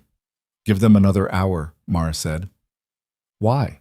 Because if they're in trouble, sending more men into the dark isn't going to help. You'll just lose more people. Wait until dawn, then search in daylight when you can see what you're dealing with. Marcus studied her. You sound like you've done this before. My husband was a miner. Sometimes he'd go up to the claims and not come back when expected. I learned that panicking doesn't help. Patience does. Patience is hard when it's your people out there. I know, but it's still the right call. Marcus nodded slowly, sat back down. They waited together in the cold dark. The riders returned just before dawn. Mara heard the horses first, the sound of hooves moving slowly, exhausted. Then they appeared out of the gray light like ghosts solidifying into reality. 6 horses. Only 5 with riders. Marcus was on his feet immediately. Where's Jenkins? Calder dismounted slowly. His face was grim. Dead. The word hung in the air like gun smoke. What happened? We tracked the riders to the border of Crow's territory, found his men waiting. They were ready for us. Had positions. High ground. Calder's voice was flat. Empty. Jenkins took a bullet to the chest. Died before we could get him back. Did you engage? No. They had us outnumbered and outpositioned. We retreated. Brought Jenkins's body back. Marcus cursed quietly. The other men dismounted, looking shell-shocked. One of them, barely 20 years old, had blood on his shirt. Not his own, Mara realized. Jenkins's blood. Alice appeared with water, coffee, moving with practiced efficiency. She'd done this before too, dealt with men coming back from violence. Calder drank the water in one long pull. Then he looked directly at Mara. You were right. It was a trap. We walked right into it like idiots. I'm sorry about Jenkins. Yeah, so am I. He handed the cup back to Alice. Marcus, call everyone together. We need to talk. Now. Within 20 minutes, the entire ranch was assembled in the barn. The early morning light filtered through gaps in the wood. Everyone looked tired, scared. Jenkins's body lay in the back, covered with a tarp. Nobody looked at it directly, but everyone was aware of it. Calder stood on a hay bale again. This time, he didn't look commanding. He looked exhausted, angry, human. Jenkins is dead, he said without preamble. Crow's men ambushed us. This is war now. Not business disagreements, not legal pressure, war. Murmurs rippled through the crowd. I'm not going to lie to you. This is going to get worse before it gets better. Crow wants this ranch, wants the water rights, and he's willing to kill to get it. Calder paused. So here's what's going to happen. Anyone who wants to leave, you can. No hard feelings. You'll get paid what you're owed. But if you stay, you're in this fight. Understand? Silence. Then one of the younger ranch hands stepped forward. What about the law? Can't we get the territorial marshal involved? The nearest marshal is 2 days' ride away, and by the time he gets here, if he even comes, Crow could have burned this place to the ground. We're on our own. Another hand spoke up. How do we fight someone with more men and more money? Carefully, smartly. We've got defensible positions, good water, and we know this land better than Crow's men do. Calder's voice hardened. But more than that, we've got something worth fighting for. Crow's men are mercenaries. They're here for pay. We're here because this is our home. That matters. The speech was good, passionate, but Mara could see doubt on faces throughout the barn. These were working men, not soldiers. They'd signed up to work cattle, not fight a war. And she knew with absolute certainty that some of them blamed her. The widow who'd brought trouble. The outsider who'd given Crow his excuse. The meeting broke up. People drifted away in small groups, talking quietly, making decisions. Mara stayed in the shadows, trying to be invisible, but Calder spotted her anyway. Mrs. Vale. A word. She followed him outside. They walked away from the barn, away from listening ears. When they were alone, Calder turned to face her. I need to ask you something, and I need you to be honest. Okay? If you and your children left, if you went somewhere else, anywhere else, would that end this? The question hurt more than Mara expected. You want us to leave. That's not what I asked. It's what you meant. No, Calder's voice was firm. I'm asking if leaving would actually solve the problem. Would Crow back off? Or is this about more than you? Mara thought about it. Really thought about it. About Crow's face when he'd looked at the ranch. The way he'd talked about Calder's judgment. The way he'd pointed at the children like they were evidence of weakness. No, she said finally. This isn't about us. Not really. We're just convenient. If we left, he'd find another excuse. That's what I thought. Calder looked out at the fields, at his kingdom built from nothing. But I needed to hear you say it. Needed to know you understood this isn't your fault. It feels like my fault. Feelings aren't facts. He turned back to her. Here's what is fact. Crow's been trying to take this ranch for years. You didn't cause this. You just gave him a timeline. Marcus said the same thing. Because it's true. Calder's expression softened slightly. You and your kids stay. Anyone has a problem with that, they can leave. Even if it costs you ranch hands? People willing to fight? Especially then. I don't want people here who'd abandon a woman and 4 children to avoid a fight. That's not who we are. There was conviction in his voice. Certainty. And Mara realized this man, this hard, practical rancher who'd built an empire through calculation and effort, had a line he wouldn't cross, a principle he wouldn't compromise. It was admirable. It was also potentially suicidal. "Thank you," she said quietly. "Don't thank me yet. Things are going to get bad. And your children, they're going to see things they shouldn't see. Experience things they shouldn't experience. You ready for that?"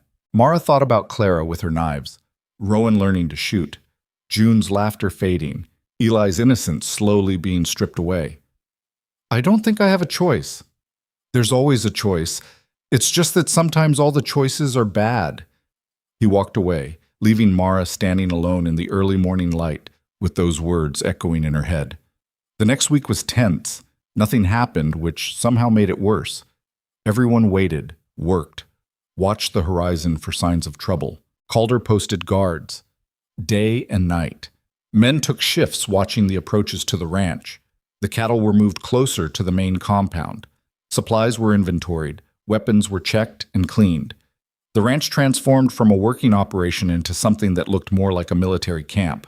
Mara kept working in the tack room, but her mind was elsewhere.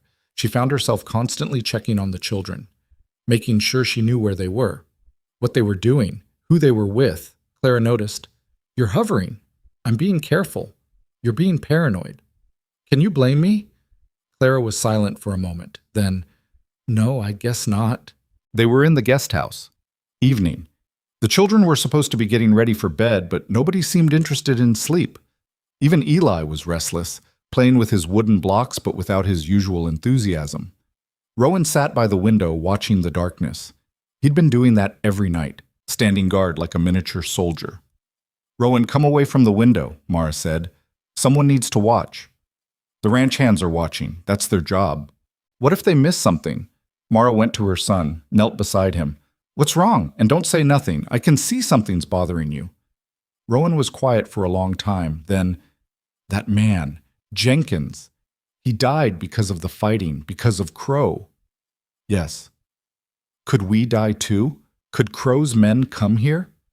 Mara wanted to lie, wanted to say no, of course not, you're safe here. But Rowan deserved honesty. "I don't know, maybe. Calder's doing everything he can to protect us. And we're being careful. But yes, there's danger." "Then why don't we leave? Go somewhere else?" "Where would we go?" Rowan didn't have an answer for that, because there was no answer. They had no money, no connections, no other options. Iron Ridge was their only refuge, and if it fell, they'd be back in the wilderness with even less than before. "I'm scared, Mama." "So am I, baby. But being scared doesn't mean we stop. It means we're careful. We stay together. We help each other. And we trust that Calder knows what he's doing." "Do you trust him?" Did she? Mara realized she did. Against all logic, despite barely knowing him, she trusted Calder Thorne. Because he'd kept his word. Because he'd defended them when he didn't have to. Because he'd shown through actions, not words, that he was someone worth trusting. "Yes," she said. "I do." That night, Mara couldn't sleep. Again. She'd gotten maybe 3 hours of rest in the past week. Her body ached with exhaustion, but her mind wouldn't shut off. Kept playing through scenarios, kept imagining the worst. Around 2 in the morning, she gave up. Went outside. The guard on duty, a young man named Peter, nodded at her but didn't speak. Probably had orders to stay quiet, stay alert. Mara walked to the corral, leaned against the fence. The horses shifted in the darkness, restless. They felt it too. The tension. The waiting. "Can't sleep either?" Mara turned. Alice stood a few feet away, wrapped in a shawl against the cold. "Sorry, didn't mean to startle you." "You didn't." Alice came to stand beside her. "This is my 3rd night without sleep. Started counting them. Figured it was making me crazy, so I stopped." "How long have you been at Iron Ridge?" 10 years. Came here after my husband died. Calder needed a cook and housekeeper. I needed work and a place to stay. Seemed like a good arrangement. Has it been? Good, I mean. Alice considered the question. Better than most places. Calder's fair, pays decent, doesn't tolerate bad behavior, and the work's steady. She paused. But it's still the frontier, still hard, still dangerous. Do you think we'll survive this? The conflict with Crow? Honestly, I don't know. Calder's smart and tough, but Crow's got resources, and he's mean in ways that give him an advantage. Mean people don't hesitate, don't second guess. They just do what needs to be done, consequences be damned. And Calder hesitates. Not hesitates, but he thinks, considers. That's both a strength and a weakness. Alice pulled her shawl tighter. Why do you ask? You thinking about leaving? No, I'm just trying to understand what we're up against. Alice looked at her. Really looked. You care about him. About Calder. It wasn't a question. Mara felt her face heat despite the cold. I barely know him. That's not an answer. He's been kind to us, generous. I'm grateful. Also not an answer. Alice smiled slightly. It's okay. You don't have to explain yourself to me. Just be careful. Calder's a good man, but he's complicated, and he's carrying a lot of weight.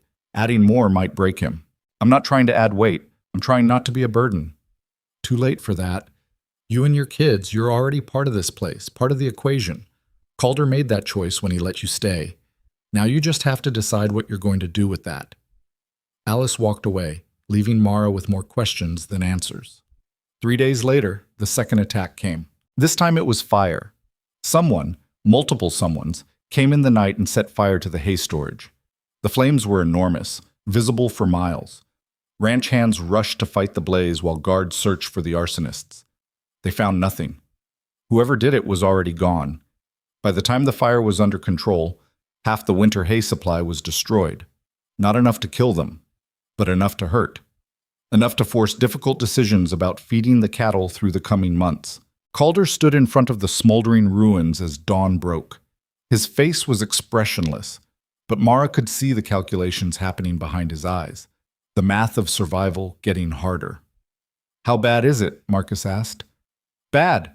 We'll have to buy hay from neighboring ranches. That'll cost money we don't have, and it'll make us vulnerable, dependent on others for basic resources. Crow knows that. Of course he does. That's why he targeted the hay instead of something else. Calder kicked at a piece of charred wood. He's not trying to destroy us outright. He's trying to bleed us, death by 1,000 cuts. So what do?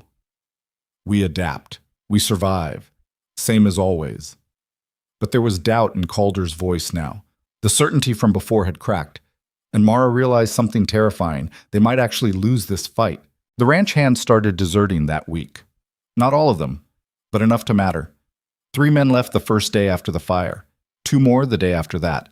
Each one cited different reasons. Family obligations, better opportunities elsewhere, personal matters. But everyone knew the real reason. Fear. The ranch was under attack. A man had died. Buildings had burned. And it was only going to get worse. The ones who stayed were either loyal or desperate. Mara wasn't sure which category she and her children fell into. Maybe both. Calder didn't try to stop the men from leaving, just paid them what they were owed and let them go. But each departure hurt. Each one reduced their ability to defend the ranch, to keep working. We're down to 18 people now, Marcus reported one evening, including women and children. 18's enough if they're the right 18, Calder said. Is it? It'll have to be. Mara listened to this exchange from the tack room, where she was working late trying to repair damaged equipment from the fire. Claire had gone to help with dinner. It was just Mara, alone with leather and needles and the overwhelming sense that everything was falling apart. The door opened. She looked up, expecting Claire. It was a stranger, a man she'd never seen before. Tall, thin, wearing expensive clothes that didn't fit the frontier. His smile was cold. Mrs. Vale, I presume? Mara's hand dropped to the knife at her belt. Who are you? My name is Thomas Webb. I work for Mr. Crow. He sent me to deliver a message. Get out. Please, just hear me out. It'll only take a moment. Webb stepped inside, closed the door behind him. The movement was casual but threatening. Mr. Crow wanted me to extend an offer, a generous offer. I'm not interested. You haven't heard it yet. Don't need to. Get out before I start screaming. Webb raised his hands in a placating gesture. No need for dramatics. I'm simply here to talk. Mr. Crow is prepared to give you and your children safe passage to any destination you choose, plus $500. Enough to start fresh somewhere far from here. Mara stared at him. In exchange for what? Nothing. Just your departure. Leave Iron Ridge. Leave Calder Thorn. And Mr. Crow will ensure you and your children are well taken care of. That's bribery. That's pragmatism. This conflict isn't your fight, Mrs. Vale. You're just caught in the middle. Mr. Crow is offering you a way out. And if I refuse? Webb's smile faded. Then you're choosing to stay in a war zone. You're choosing to put your children in danger. Is your pride really worth their lives? The words hit like a punch. Because he was right. Staying here meant exposing her children to violence, to danger, to potential death. But leaving meant abandoning Calder, meant proving that she could be bought, meant teaching her children that when things got hard, you ran. Tell Crow his answer is no. Webb studied her. You're making a mistake. Maybe, but it's my mistake to make. Now get out. Think about your children, Mrs. Vale. Think about what happens when Crow wins this fight, because he will win, and when he does, anyone who stood against him will suffer. I said get out. Webb shrugged, turns toward the door, stopped. One more thing. Mr. Crow wanted me to mention that accidents happen on ranches, especially to children. It would be tragic if one of yours wandered off and got lost in the wilderness, or fell in a well, or... Mara had her knife out before Webb finished the sentence. You threatening my children? Not threatening, just observing. The frontier is dangerous. Webb opened the door. You have 3 days to reconsider. After that, the offer expires, and the accidents begin. He left. Mara stood there shaking, rage and fear mixing into something toxic. He'd threatened her children, actually openly threatened them. She needed to tell Calder, needed to warn everyone. But part of her wondered, was Webb right? Was staying here worth risking her children's lives? She didn't have an answer. That night, Mara told Calder about Webb's visit, about the bribe, about the threats. Calder's face went cold, dangerous cold, the kind of cold that preceded violence. He threatened your children. Yes. To their faces or just implied? Implied. But clear enough. Calder paced the main house, hands clenched. Marcus and Alice were there too, listening, the four of them forming an impromptu war council. This is Crow's pattern, Marcus said. He tries bribery first, then threats, then he follows through. We need to send the children away, Alice said. Get them somewhere safe. Where? Mara asked. We have nowhere to send them. No family, no connections, and no money for train tickets. I'll pay for it, Calder said immediately. No. Everyone looked at Mara.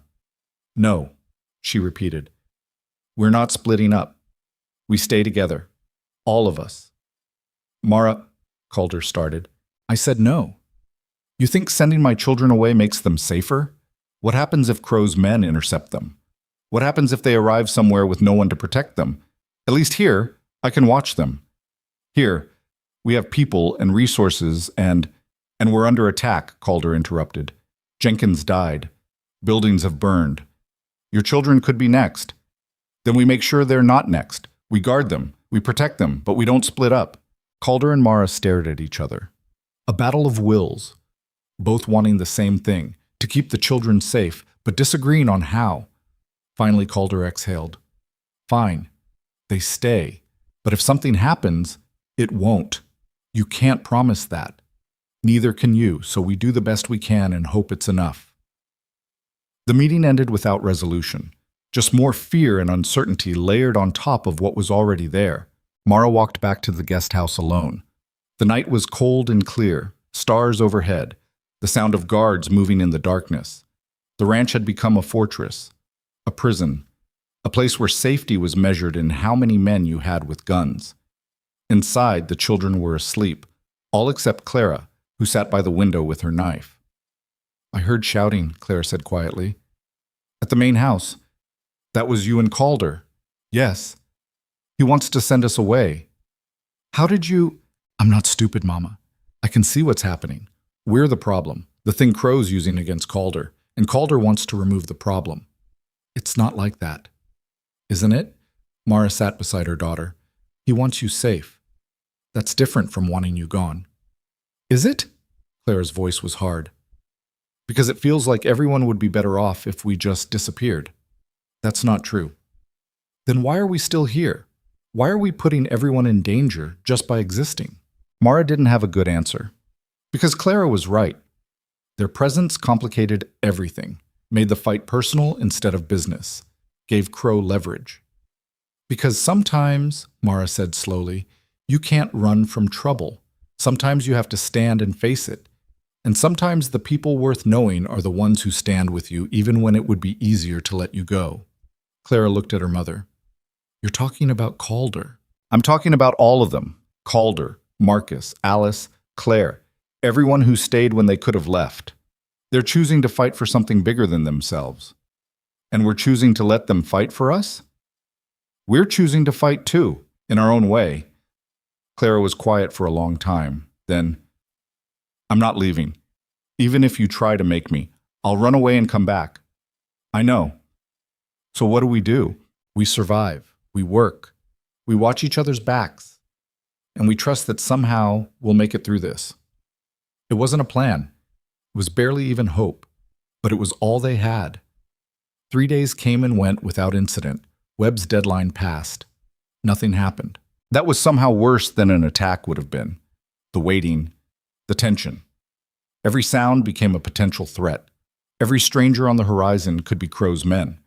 The ranch existed in a permanent state of anticipation that ground everyone down like sandpaper against skin. Mara barely slept. When she did, nightmares woke her. Images of her children lost in the wilderness, of buildings burning, of Clara's knife covered in blood. She'd jolt awake gasping, heart hammering, and have to physically check that all 4 children were still there, still breathing, still alive. The children felt it too. Eli stopped playing, just sat quietly, watching adults with wide, uncertain eyes. June clung to Alice like a burr, refusing to be more than a few feet away. Rowan jumped at every sudden noise. And Clara sharpened her knives obsessively, the rasp of metal on stone becoming the soundtrack to their evenings. On the 4th day after Webb's visit, a rider came from town. Not one of Crow's men. A local farmer named Henderson who traded with Iron Ridge sometimes. He looked nervous, kept his hands visible. Clearly didn't want to be mistaken for a threat. Calder met him in the yard. Mara watched from the tack room, unable to hear the conversation but reading body language. Henderson was gesturing toward town, explaining something. Calder's posture went rigid. When Henderson left, Calder immediately called Marcus over. They talked quietly, urgently. Then Calder walked toward the tack room.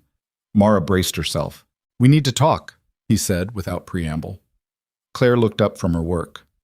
I can leave? No, you should hear this too. Calder leaned against the workbench. Henderson just came from town.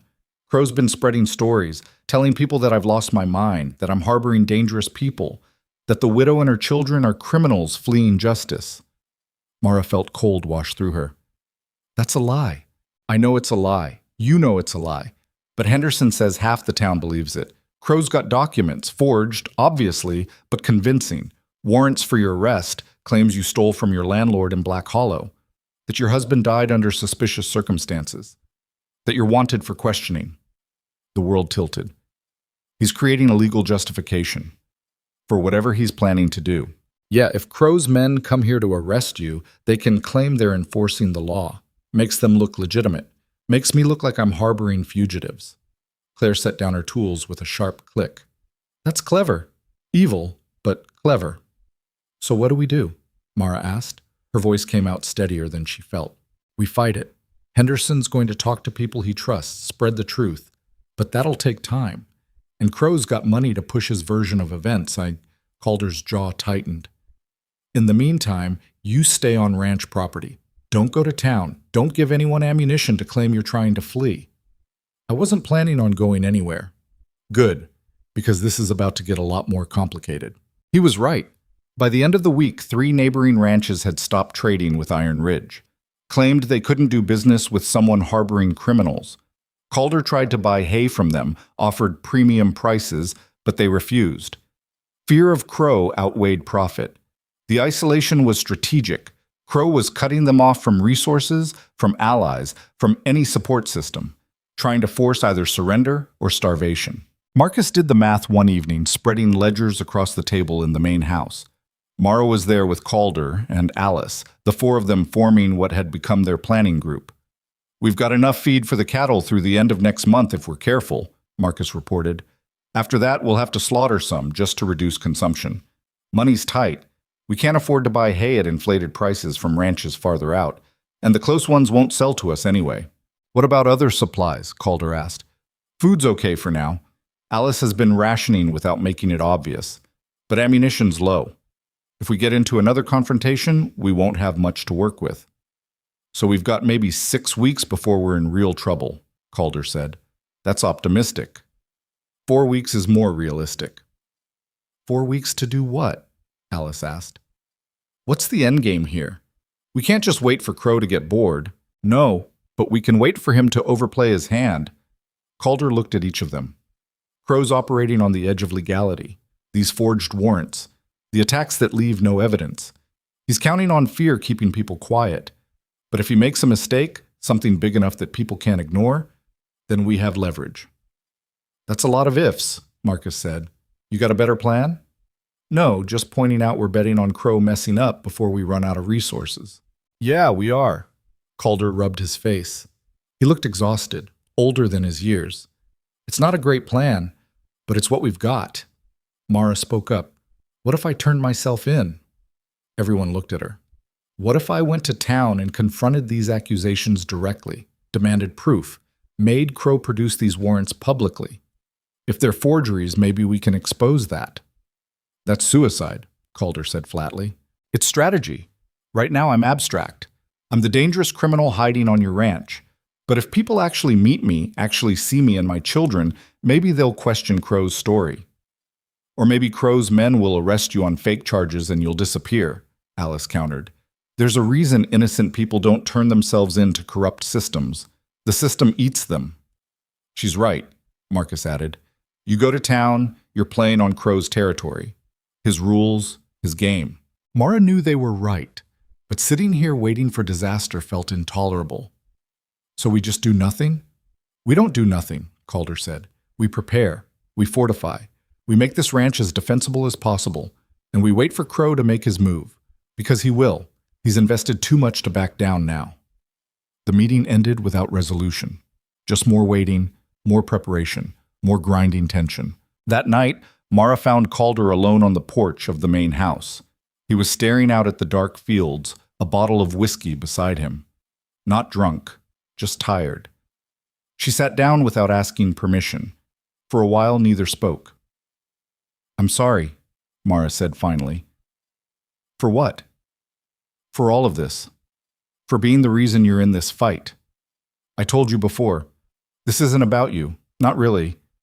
But I made it personal, gave Crow a target, a story to tell." Calder took a drink. "You know what the funny thing is? Before you came, I was starting to wonder what the point was. Building this ranch, making it successful, for what? I've got no family, no heirs, no real purpose beyond just surviving and accumulating more land. That's not nothing. It's not enough either." He looked at her. "Then you showed up. You and 4 kids who'd walked through hell to get here. And suddenly the ranch had a purpose beyond just existing. It became a place worth defending, not just for me, for something bigger. That's a lot of pressure to put on a widow and her children. Maybe, but it's the truth." He paused. "You asked me once why I really helped you. The honest answer? Because it reminded me that some things are worth fighting for, that success means nothing if you can't use it to help people who need it." Mara felt something shift in her chest, a recognition of connection, of understanding between 2 people who'd both lost things and were trying to build something from the rubble. "What happens if we lose?" she asked quietly. "Then we lose, but at least we'll have fought for something real." "That's not very comforting." "No, but it's honest."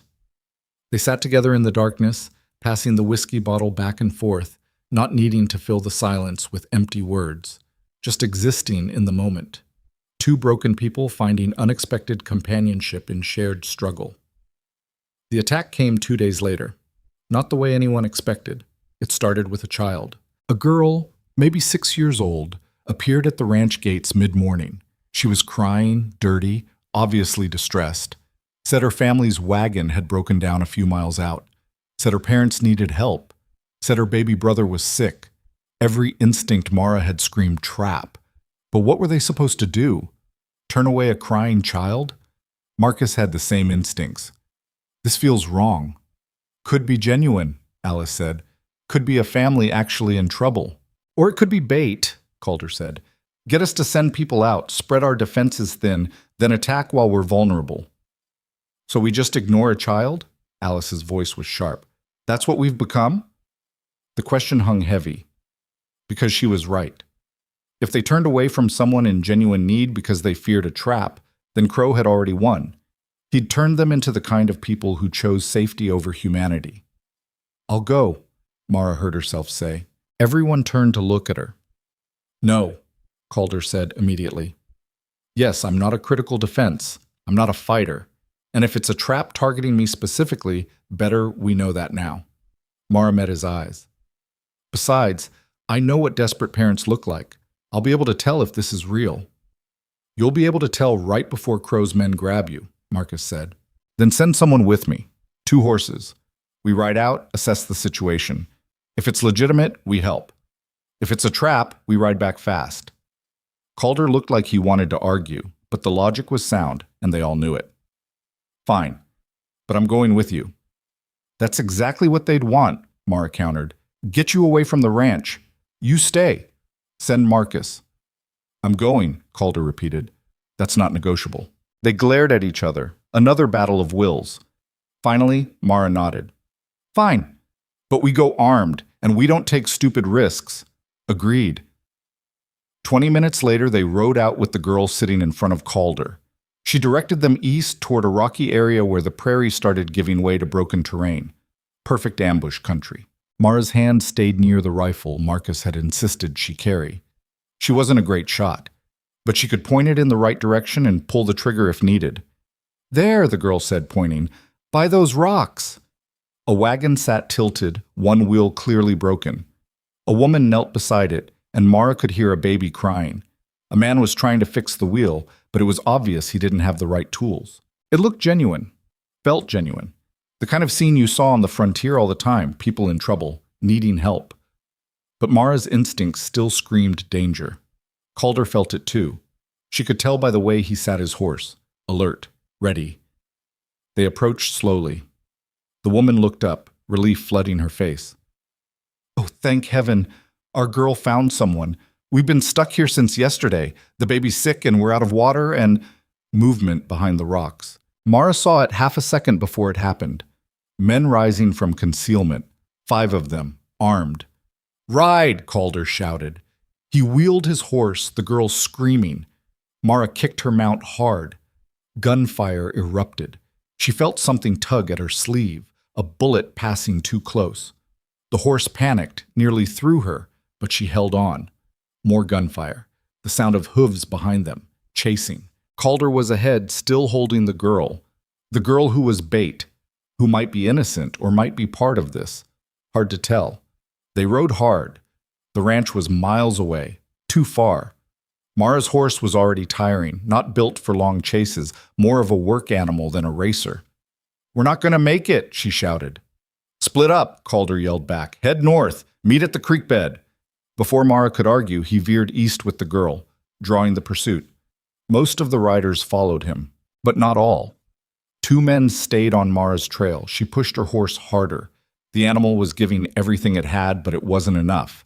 The men behind were gaining. She could hear them shouting, coordinating. Ahead, the terrain got rougher.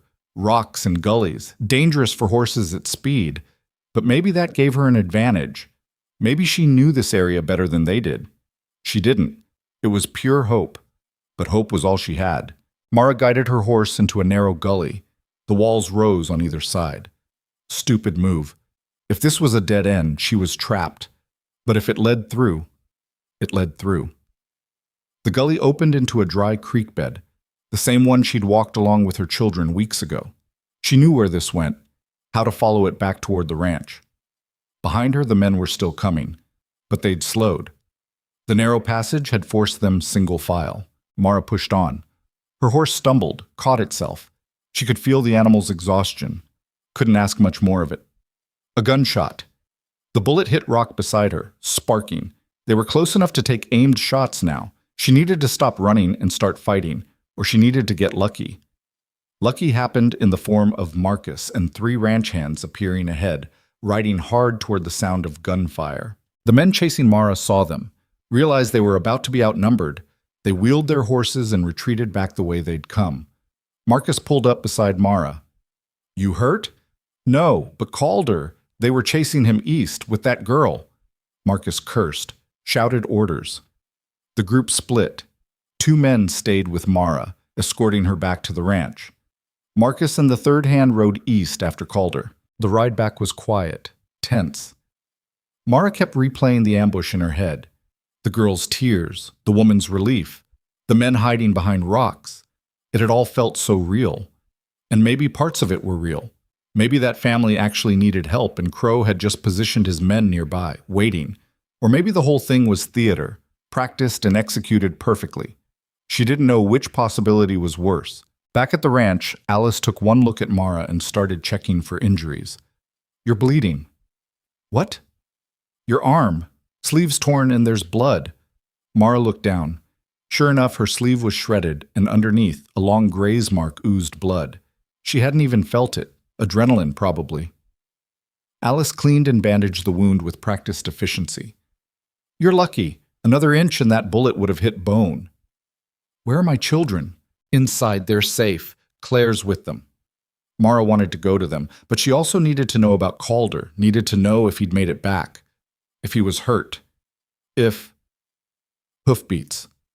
Marcus returning, with Calder behind him. Relief flooded through Mara so intensely she felt dizzy. Calder dismounted. He looked rough. Dirty. There was blood on his shirt, but he was moving okay, so maybe not his blood. The girl was still with him, clinging to his saddle horn, crying. "What happened?" Marcus asked. "Lost them in the rocks north of here, doubled back." Calder lifted the girl down. She immediately tried to run. He held her firmly, but not roughly. Found her family. Real wagon, real broken wheel, real sick baby. Crow's men were using them as bait without them knowing it. Promised to help them if they stayed put, said someone would come along eventually. "So the family was innocent," Alice said. "Yeah, just desperate people who got used." Calder looked at the girl. Same with her, she thought she was actually getting help for her parents. The girl was sobbing now, terrified. Mara's heart ached. This child had been manipulated into helping set a trap without even understanding what was happening.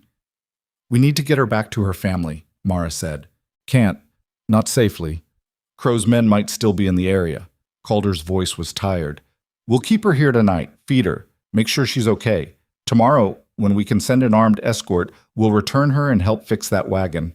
Alice nodded. "I'll set her up in the kitchen, get some food in her." The girl didn't want to go, didn't trust any of them. But Alice had a way with children, and eventually the girl allowed herself to be led away. The yard cleared, just Mara and Calder left, standing in the afternoon sun, both of them trying to process what had just happened. "They almost got us," Mara said quietly. "Yeah, they will eventually. Get us, I mean. Crow's patient. He's got resources. He can keep trying until something works." "Probably. So what do we do?" Calder looked at her. Really looked. And for the first time she saw something that might have been fear in his eyes. Not fear of Crow. Fear of failing. Of not being able to protect the people depending on him. "I don't know," he admitted. "For the first time in years, I genuinely don't know what to do." The honesty of that statement hit harder than any of the violence had. This man who'd seemed so certain, so capable, was admitting uncertainty. Admitting he might not have all the answers. "Then we figure it out together," Mara said.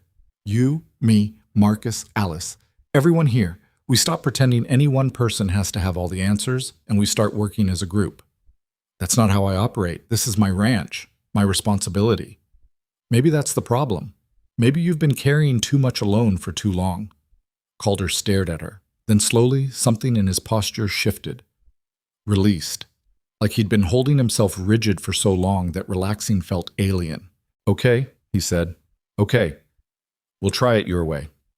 That night, they held a real council. Not just the core four, everyone, all 18 people still on the ranch, including the children old enough to understand what was happening. They sat in the barn, oil lamps casting flickering shadows. The girl they'd rescued was asleep in the main house with Alice watching over her. Calder stood in front of everyone. "You all know what happened today? Crow tried to lure us out with a fake emergency. It almost worked. Next time, it might work completely. So we need to make some decisions together, not just me deciding and everyone following, actually together." People shifted. This wasn't normal. Ranch hierarchy was clear. Owner gave orders. Workers followed. But Calder was proposing something different. "Here's our situation," he continued. "We've got maybe a month before resources get critical. Crows isolated us, attacked us. And he's not stopping. So we have three options. One, we stay and fight, knowing we might lose everything including our lives. Two, we try to negotiate, which probably means giving Crow what he wants. Three, we abandon the ranch and scatter. Everyone goes their own way." Silence. Heavy, uncomfortable silence. Finally, one of the younger ranch hands spoke up. "If we fight and lose, we're dead. If we negotiate, Crow wins. If we scatter, we've got nothing. Those aren't great options." "No," Calder agreed. "They're not, but they're the options we have. So I'm asking each of you to speak honestly. What do you think we should do?" More silence. Then Claire stood. "I say we fight. I didn't come to Iron Ridge to run at the first sign of trouble.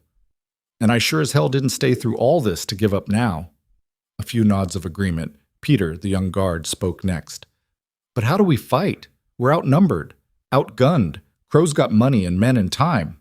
What do we have?" "We have this land," Marcus said. "We know every inch of it, every defensive position, every water source, every trail. That's worth something." "Is it worth dying for?" another hand asked. The question hung there. Is this land worth your life, your family, your future? Mara stood. Every eye turned to her. She hadn't planned to speak, but words came anyway. "A few weeks ago, I walked 70 miles with 4 children because I had nowhere else to go. I was desperate, broke, scared, and I came here hoping for mercy. What I found was people who work hard and treat each other fairly, who help strangers, who stand by their principles even when it costs them." She paused. "This ranch isn't just land. It's an idea. It's proof that you can build something good in a hard world, that you don't have to be cruel to survive. And if we let Crow take that, if we just hand it over because he's willing to be more violent, then we're saying that cruelty wins, that fear wins, that the only way to survive is to be the worst version of yourself." More silence, but different now, thoughtful. Then Rowan stood, her 10-year-old son standing up in a room full of adults. "I vote we fight. I don't want to run anymore. I'm tired of running." Clara stood beside him. "Same. We stay. We fight." Other voices joined. One by one, people declaring their choice. Not everyone. 2 hands said they wanted to leave. No judgment, just honest assessment that this wasn't their fight. Calder paid them immediately. Wished them well. But 16 people stayed. Chose to fight. Chose to defend this place and what it represented. When it was done, Calder looked at Mara. Something passed between them. Gratitude, recognition, partnership.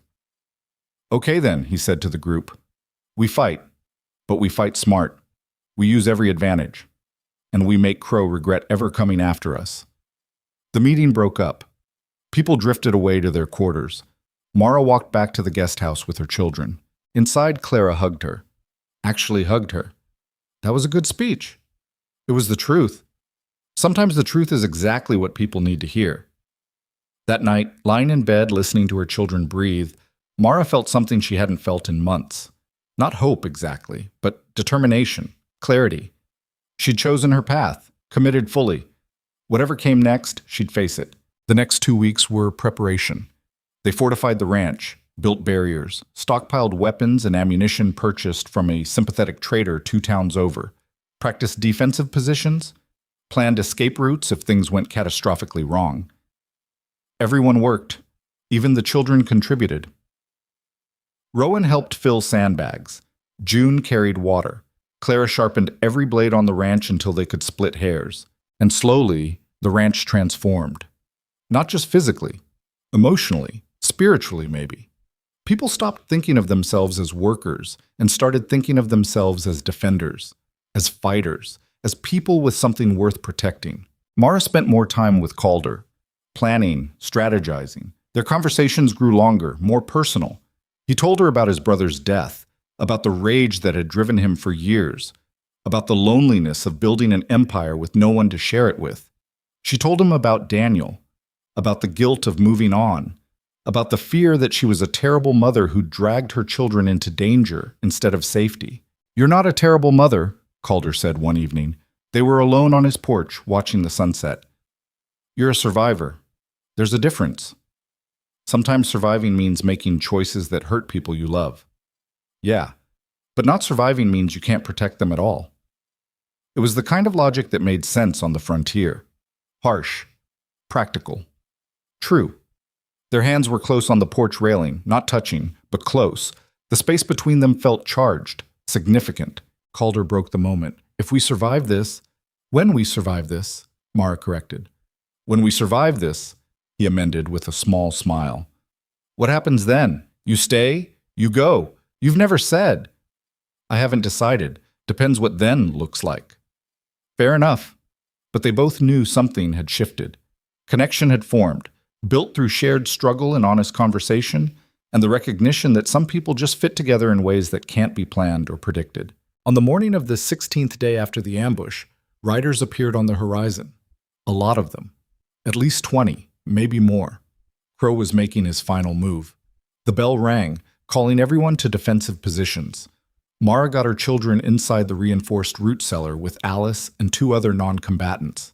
Clara fought her on it, wanted to be above ground, but Mara was firm. "You protect your siblings. That's your job. If something happens to me, you get them out through the escape tunnel and you run. Understand?" Clara's jaw tightened, but she nodded. Mara kissed each child. Eli clung to her. "Mama, don't go."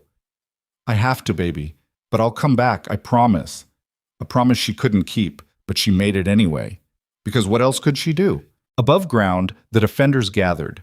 16 people against 20 plus. Bad odds. But they had defensive positions, high ground in some places, knowledge of the terrain. Calder stood at the center, rifle in hand. He looked calm, focused. "Remember the plan. Don't fire unless they attack first. We're defending, not starting a war." "Think they'll actually talk?" Marcus asked. "Maybe.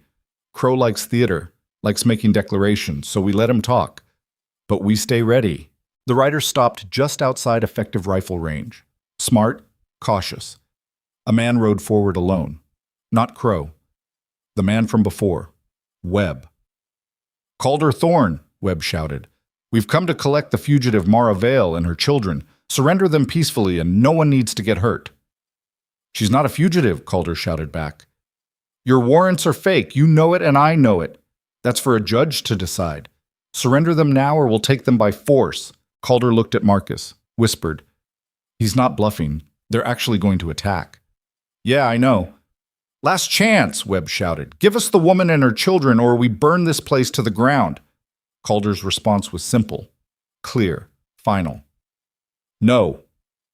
Webb turned his horse, rode back to the group. There was a moment, just a moment, where it seemed like maybe they'd back down. Maybe the refusal would be enough. Then someone in Crow's group fired, deliberately, at the main house. And just like that, the war began. Gunfire erupted. The sound was deafening, turning the world into chaos. Mara dropped behind the barrier near the barn, hands shaking so hard she could barely hold her rifle. She'd never shot at another person before.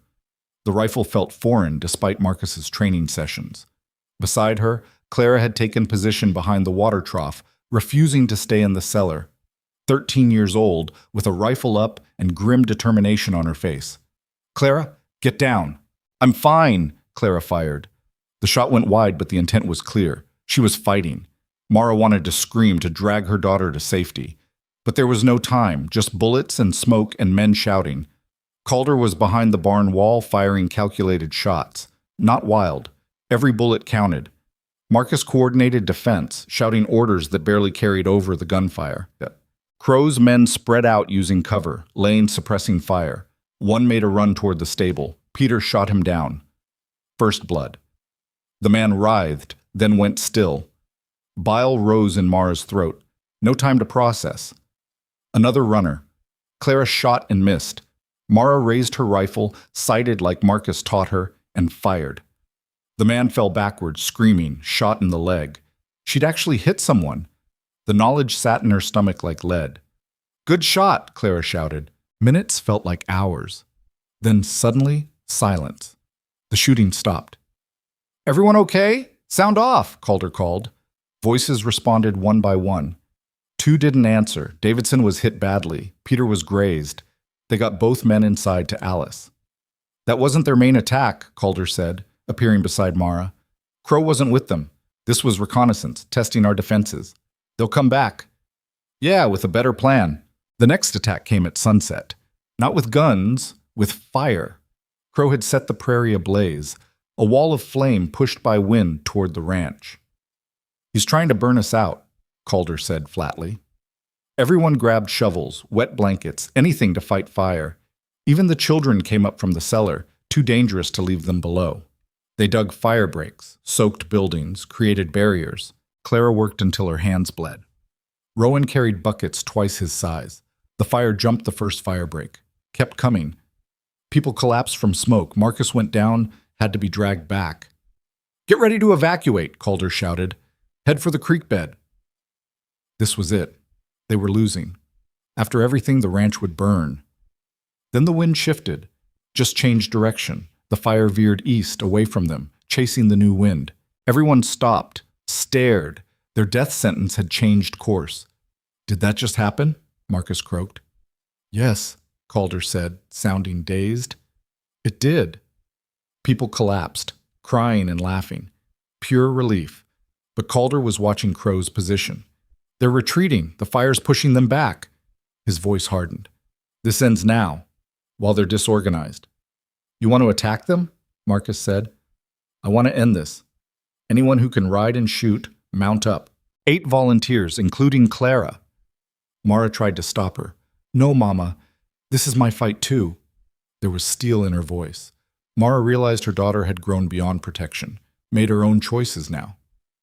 "Then I'm coming," Mara said. "No," Calder said firmly. "Someone needs to stay. Coordinate defense if this goes wrong. Protect the children. That's you."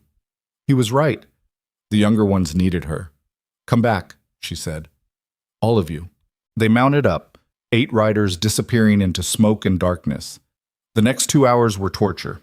Mara worked mechanically, securing the ranch, checking defenses. But her mind followed those riders. Clara was out there, fighting. Maybe dying. Around midnight, hoofbeats, coming fast. Mara grabbed her rifle.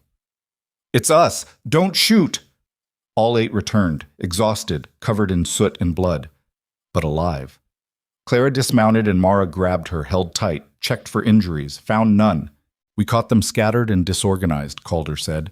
"Surrounded them, took their weapons, found documents in Crow's saddlebags, forged deeds, letters detailing his plans, everything we need to destroy him." "So what happened?" Mara asked.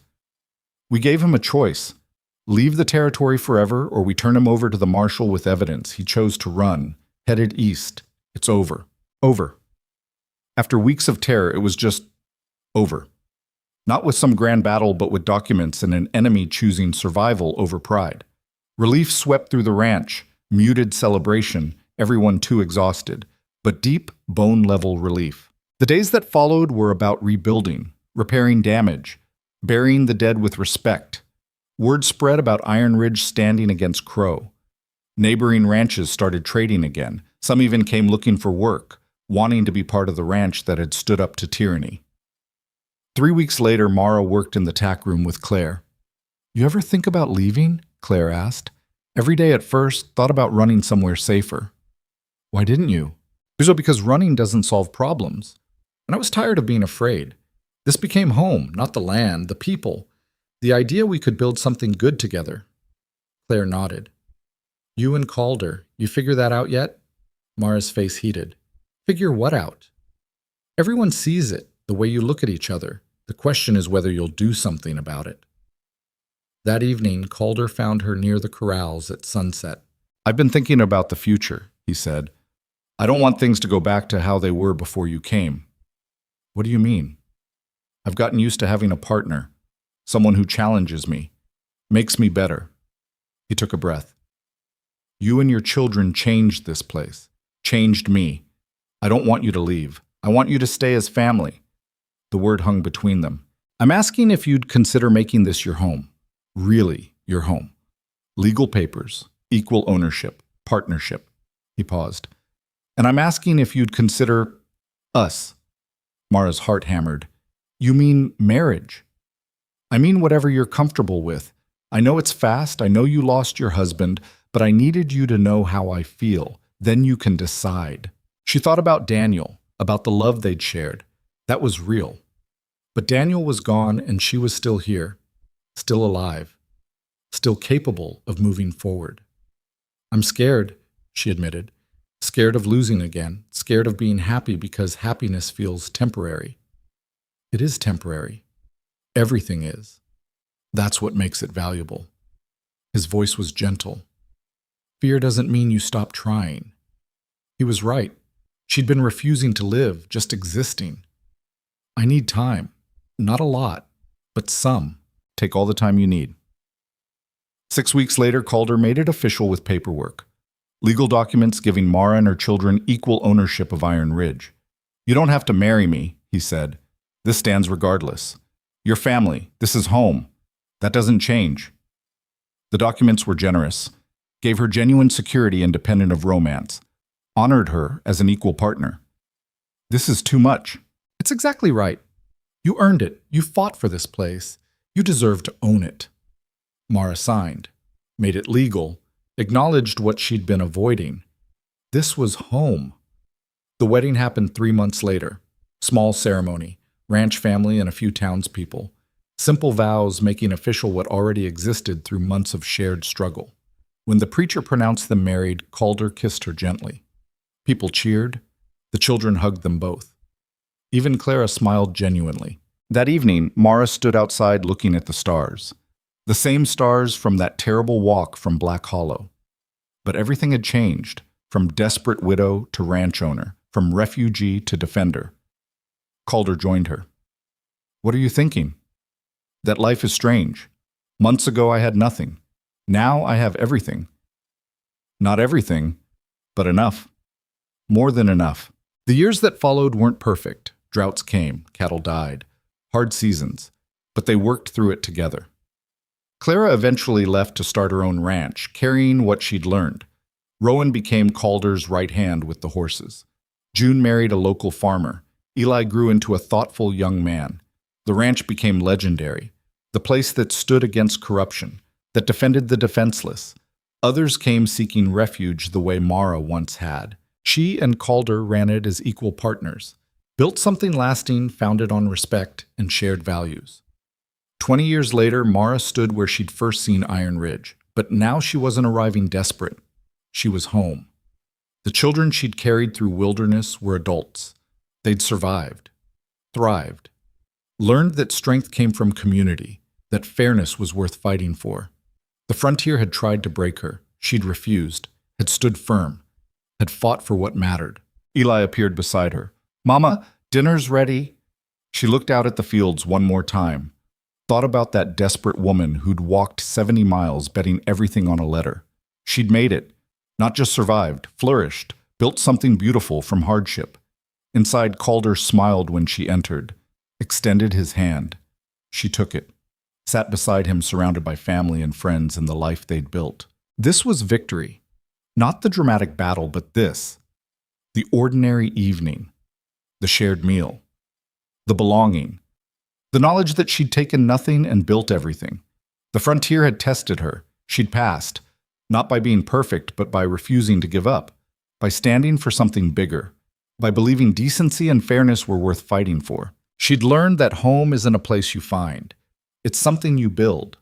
That family isn't just blood, but people who stand with you when it costs something. That strength isn't never needing help, it's asking for it when you do. Lessons worth learning, worth passing on. Mara looked around the table at the faces she loved, the family she'd protected and found, the life she'd built from dust and desperation. And she was grateful, not because everything had been easy, but because hardship had taught her what mattered.